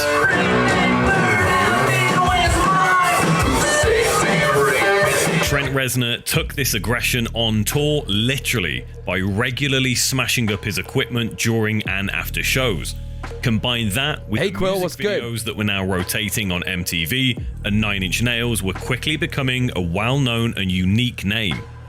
Hey, Katrina Kaiju was starting to build. Yeah, I love during Jesus the summer and of Mary 1991, Chain, Nine Inch Nails would join the lineup for the first ever Lollapalooza tour. The festival was founded by Perry fucking Farrell, Jane's Addiction. singer for Jane's Addiction, who would headline Jane's the Addiction 26 dates as well. across America.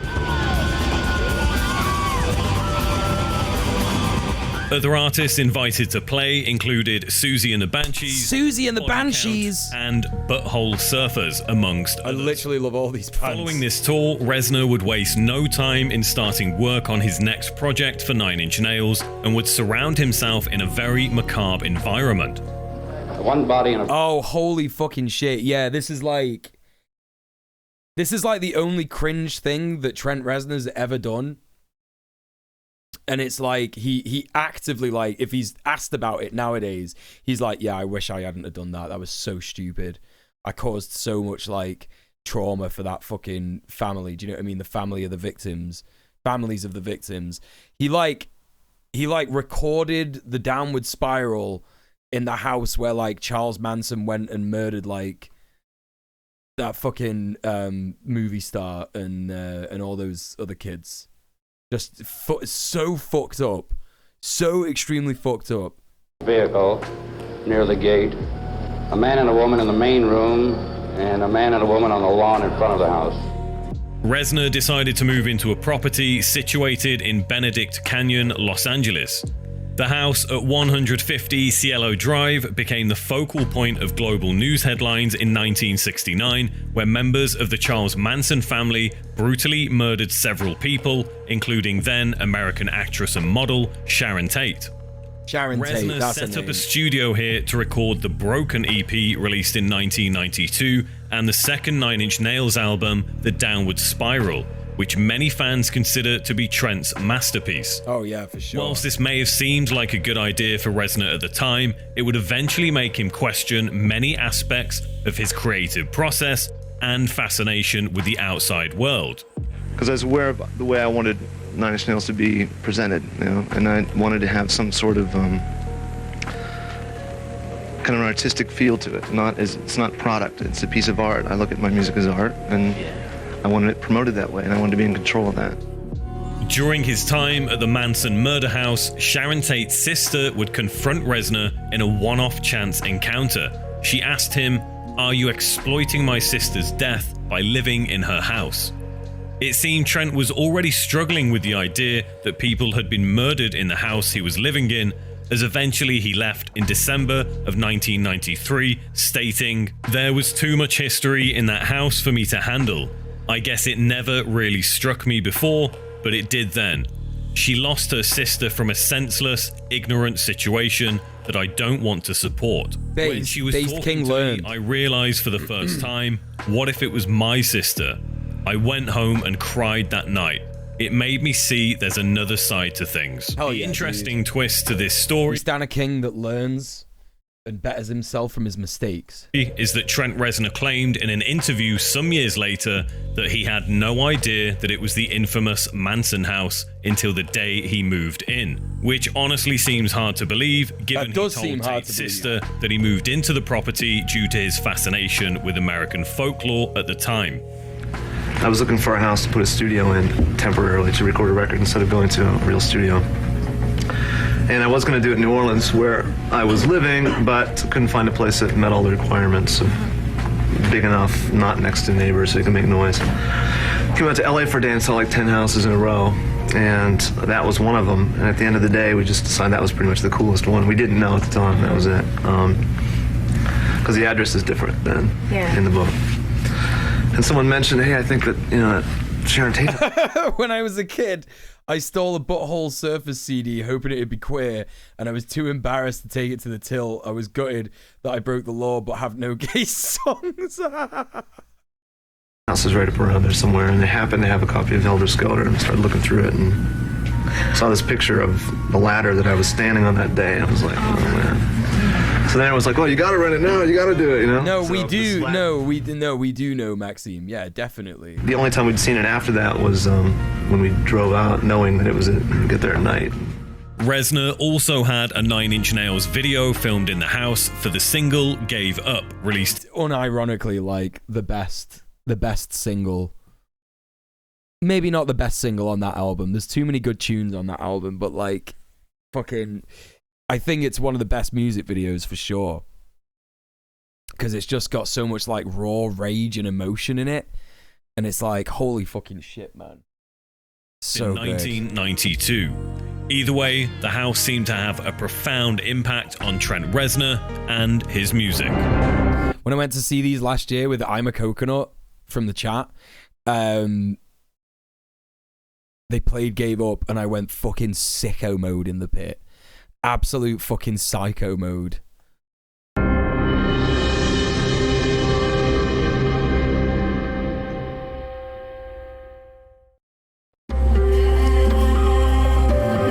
Not only would Nine Inch Nails gain some notoriety during the early years, Reznor would also ignite two very interesting professional and personal relationships with Marilyn Manson and David Bowie. It's thought that Manson and Trent first met in 1989 and became close friends. So much so that Reznor ended up becoming somewhat of a mentor to Marilyn Manson, helping produce some of his early work and even signing him to his own record label, Nothing Records, founded by Reznor and John Malm in 1992, Trent's manager at the time.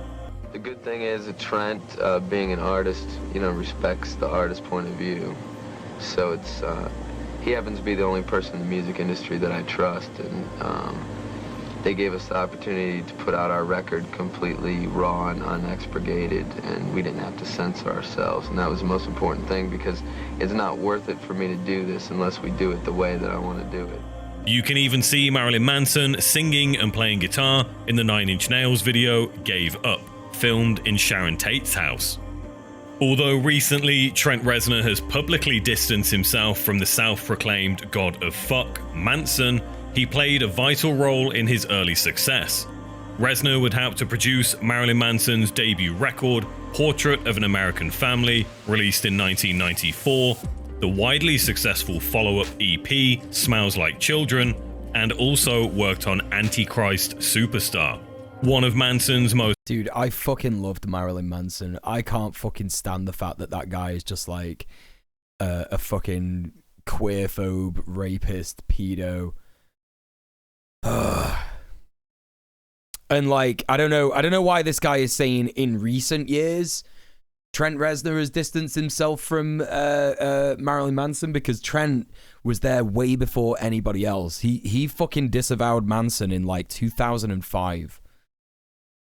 Like, I don't know what he's talking about in recent years. This was like something that Trent Reznor said fucking decades ago, decades before anyone else said Marilyn Manson is a fucking freak. You know what I mean? Widely revered albums. Well, not a freak like that, because obviously people were calling Marilyn Manson a freak, but like, Republicans for different reasons, Still so to this day.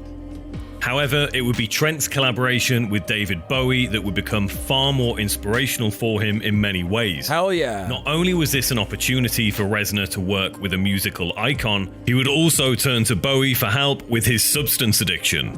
Little did either of them know Trent would succumb to a heroin overdose some years later, nearly ending his life. Yeah, it was scary at first, but then, hi, it's David Bowie. And at first I didn't think it was, but then instantly you knew that it was.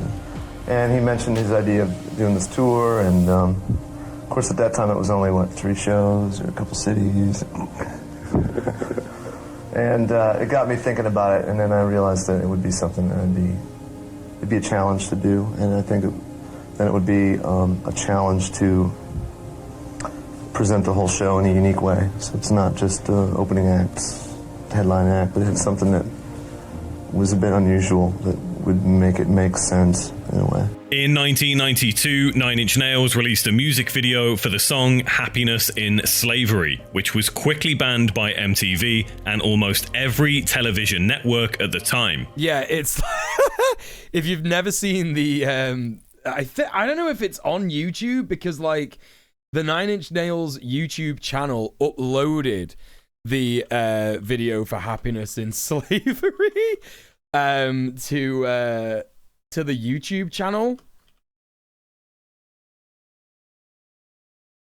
Oh my god, it's there. How is this still up?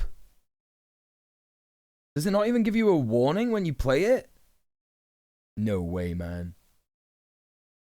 Oh, no, it's not. No, it's on something else. Like the original video, yeah, was it's basically a guy gets strapped to like a fucking rack and gets tortured in like so many different ways, and I think it ends with like he gets like squeezed through like a little tiny hole and turned into mush, and there's all these like weird crazy machines like poking at him and like skewering him and shit like that, and like pulling his cock and all that shit. It's fucking crazy. It's so good. The inspiration for the video derived from a French novel called The Torture Garden, published in 1899. The video depicts a naked man being strapped to a mechanical machine whilst being tortured, amongst other things. So it's understandable why TV stations discontinued their rotation of the video. Whilst David Bowie had previously heard the album Pretty Hate Machine, it would be the video for Happiness in Slavery, taken from the Broken EP, that really caught his attention. Of course it was. I fucking love David Bowie, man. Rest in peace. Holy shit, dude. He just moved to this funeral home that he'd opened up as a recording studio, and I should call him there, and the apocryphal stories of the Sharon Tate house and all that, you know, and it's sort of I went in with a sense of unease and no trepidations at all when I first contacted Trent and his management organisation about the idea of doing the tour together. I'd read quite a few interviews where my name had come up in conjunction with influences that had been part of his musical makeup, and I just thought, well, I'll kind of grab the bull by the horns and see if he'd want to do this tour. This led to Bowie becoming a big fan of the Downward Spiral album released in 1994, which was ironically inspired by David Bowie's 1977 LP, Low. Yeah, Low was a great album. A Pretty Hate Machine, but and it was just a passing interest, I'll be brutally frank. It was, I think it was, inadvertently, it was MTV's fault, because I saw the video that you'd banned, and I thought, that's really good. And what happened is that because of that, I then really got into what he was doing, and then Downward Spiral was really, I thought, just an exceptional album. Bowie got in touch with Trent Reznor's management to see if he would be interested in touring together, which resulted in 9 Inch Nails supporting David Bowie on his Outside tour that took place from the 14th of September 1995 to the 14th of October 1996. With 9 Inch Nails supporting Bowie on the US leg of his tour. The unique aspect of this tour is that Bowie and 9 Inch Nails would merge their sets together to try and create something completely different, a live show that would never be seen again. This fascinating collaboration also led to Trent and Bowie working on a remix of I'm Afraid of Americans, a single originally written by Bowie and Brian Eno that appeared on Bowie's 1997 album, Earthling. I'm afraid of Americans. In the same year, Reznor would be responsible for producing the soundtrack to David Lynch's neo-noir film. Yeah, like this is why I fucking love, like, it's so ridiculous, yeah, because like, so when I was a kid in the car, my mum always used to play David Bowie all the fucking time, right? David Bowie. I always call him David Bowie for some reason. David Bowie. I used to my mum always used to play David Bowie, and I loved listening to David Bowie, like Ashes to Ashes, Let's Dance, you know, just all like the classic Bowie hits. Really, really cool shit. And then later in life, I actually remember hearing on the radio. It's so weird because this is like, it's like a similar amount of time where like I remember the times when I would listen to music in the car with my mum and it was like David Bowie, yeah. But sometimes she'd have the radio on. And one of the biggest tunes that I remember from back in the day when the radio would be on was Perfect Drug by 9 Inch Nails. And I had no idea who 9 Inch Nails were or anything like that, but I loved that tune. You know when you like love a tune, but like you don't know who it is and you don't know what it is and you don't know what the words are and shit like that, but you're like, I fucking love this tune, right? And it was only after I bought like that album and all that could have been the live album, yeah, that I was like, yeah, it was on the radio. Yeah, Perfect Drug was on the radio in the UK like all the time. It was on like, it must have been on solid for like a good, I don't know, because it was years ago. Do you know what I mean? I was like 7 or 8 years old, and it was like, it must have been, I don't know, for like 6 months. It felt like 6 months because I would hear it like every other day. Do you know what I mean? Right? Hey, Banshee Bree. Yeah, the music video's cool as shit as well. Yeah, I would see it on music TV as well. Yeah, I would see it on music TV when my mum was watching like fucking whatever she would watch. I don't even know what probably just MTV, innit? And yeah, after I got And All That Could Have Been and like started listening to it and that, I got LimeWire obviously and started to download all these random Nine Inch Nails songs. Because obviously, like, when you're a kid, you don't have that much money and, like, waste the money on a whole album when you've got fucking LimeWire. So I would just LimeWire all these, like, Nine Inch Nails songs. And The Perfect Drug came up and I was like, no way is that them? And I would listen to it on repeat. And I still listen to it, like, today. It's, like, one of my favorite tunes. And then, fucking funnily enough, I was at college. So I must have been about like 17 or 18, and I was on like a big like movie tip. Like when I was like sort of in my mid-teens is when I really, really, really got into like films. And I remember hearing someone say to me, "Oh, you should watch this film.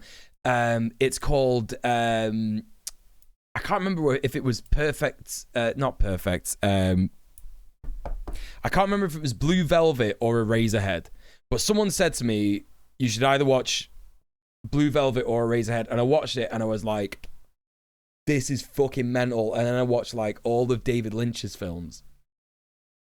And then I'd always wondered like why the album was called Lost Highway.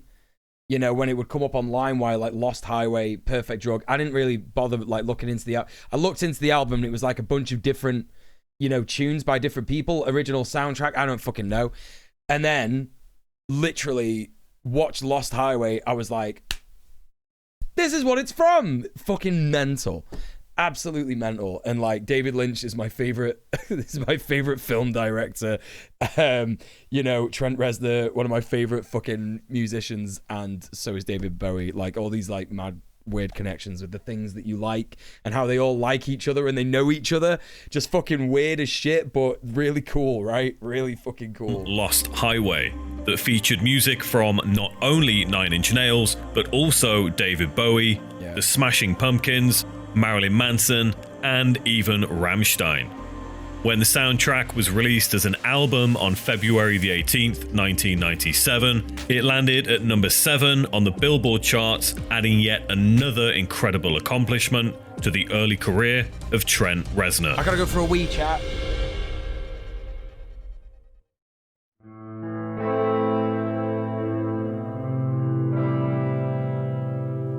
The new millennium would become an emotional rollercoaster ride for Trent Reznor. Despite his early success with Nine Inch Nails throughout the 90s, it appeared he'd been suffering from a long-term alcohol and substance abuse issue. Trent seemed to struggle with the reality of the outside world, specifically the abundance of destruction and human apathy. He was angry at the world, maybe even angry at himself. The self-destruction button was pushed when I first started writing. There was a sense that I couldn't fit in anywhere. I couldn't relate to people. I felt alone. I felt angry about it. And part of me is still that. I felt like I was heading down into something that wasn't going to have a good ending. That ended up being addiction. Its claws were in me, but it hadn't fully revealed itself. Unfortunately for Trent, this addiction became very much a realization when he overdosed on heroin in June of 2000. Got another one of these as well. This is great. Bro, literally, what the fuck? What's wrong with you? You're a fucking man. Why are you following this madness? You're supposed to be a man. Fearless, strong, successful. Why are you like that? What would your ancestors think of you when they did all the hard work to make your family keep growing over time, but you had to be its failure? Bro, you don't fucking know anything about me, man. I'm literally doing more based shit than you could ever fucking imagine, right? And I don't mean this in like a toxic way or any shit like that. I don't mean this in like a fucking, whatever, but if we're talking like what, is considered masculine by like people like you, like you have no fucking idea, man. I'm blowing your shit out of the fucking water every single fucking day. Yeah. You can't fucking shake me with this shit, dude. You can't shake me with this shit.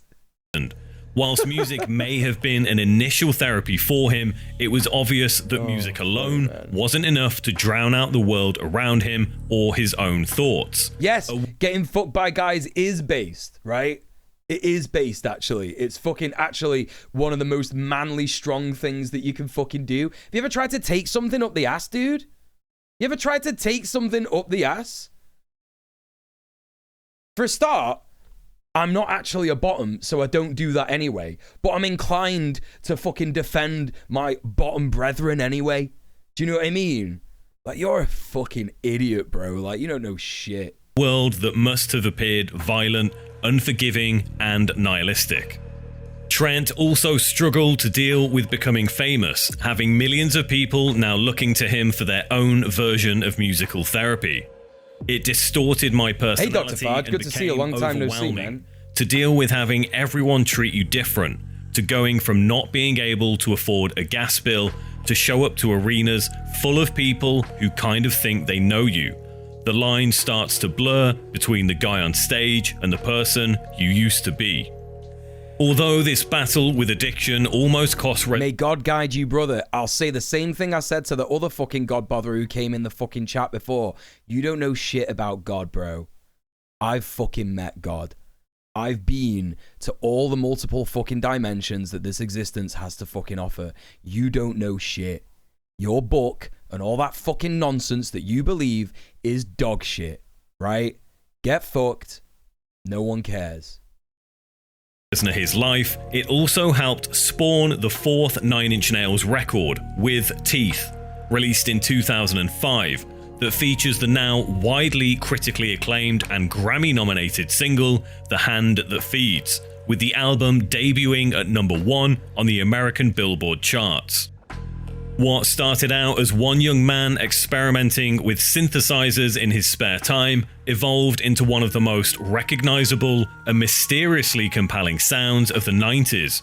So much so that even country legend Johnny Cash would record his own heart-wrenching rendition of the song Hurt, taken from the Downward Spiral album.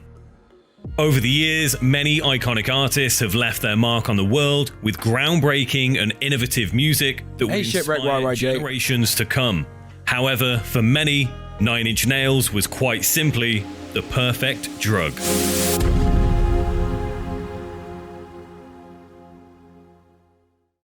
You are the perfect drug, the perfect drug, the perfect drug. You are the perfect drug, the perfect drug, the perfect drug. You are the perfect drug, the perfect drug. That's piss. Yeah, it's never gonna get old for me. Chat, thank you so much for being here tonight. It's been fun, it's been good. Sadly, we didn't make it even remotely close to the midway point of the March living costs goal. I don't know how much it would be worth extending the deadline to like tomorrow, maybe, so we could get to like £400, because, you know, I didn't stream last week for a bit, but, you know, it's kind of, you know, it's one of those. But yeah, listen, if you are financially capable and you do want to support the stream, please do not, you know, do not delay in making your donation, because I need this shit to eat. I need this shit to pay my rent, my bills, all that kind of stuff, yeah? Please consider donating off Twitch. I would really appreciate it. But thank you for the donos that we've had tonight anyway. And thank you so much for just being here in the chat. Thank you for the follows. It's been fun as hell. We're going to go raid somebody now, chat. I will be back tomorrow, as I said.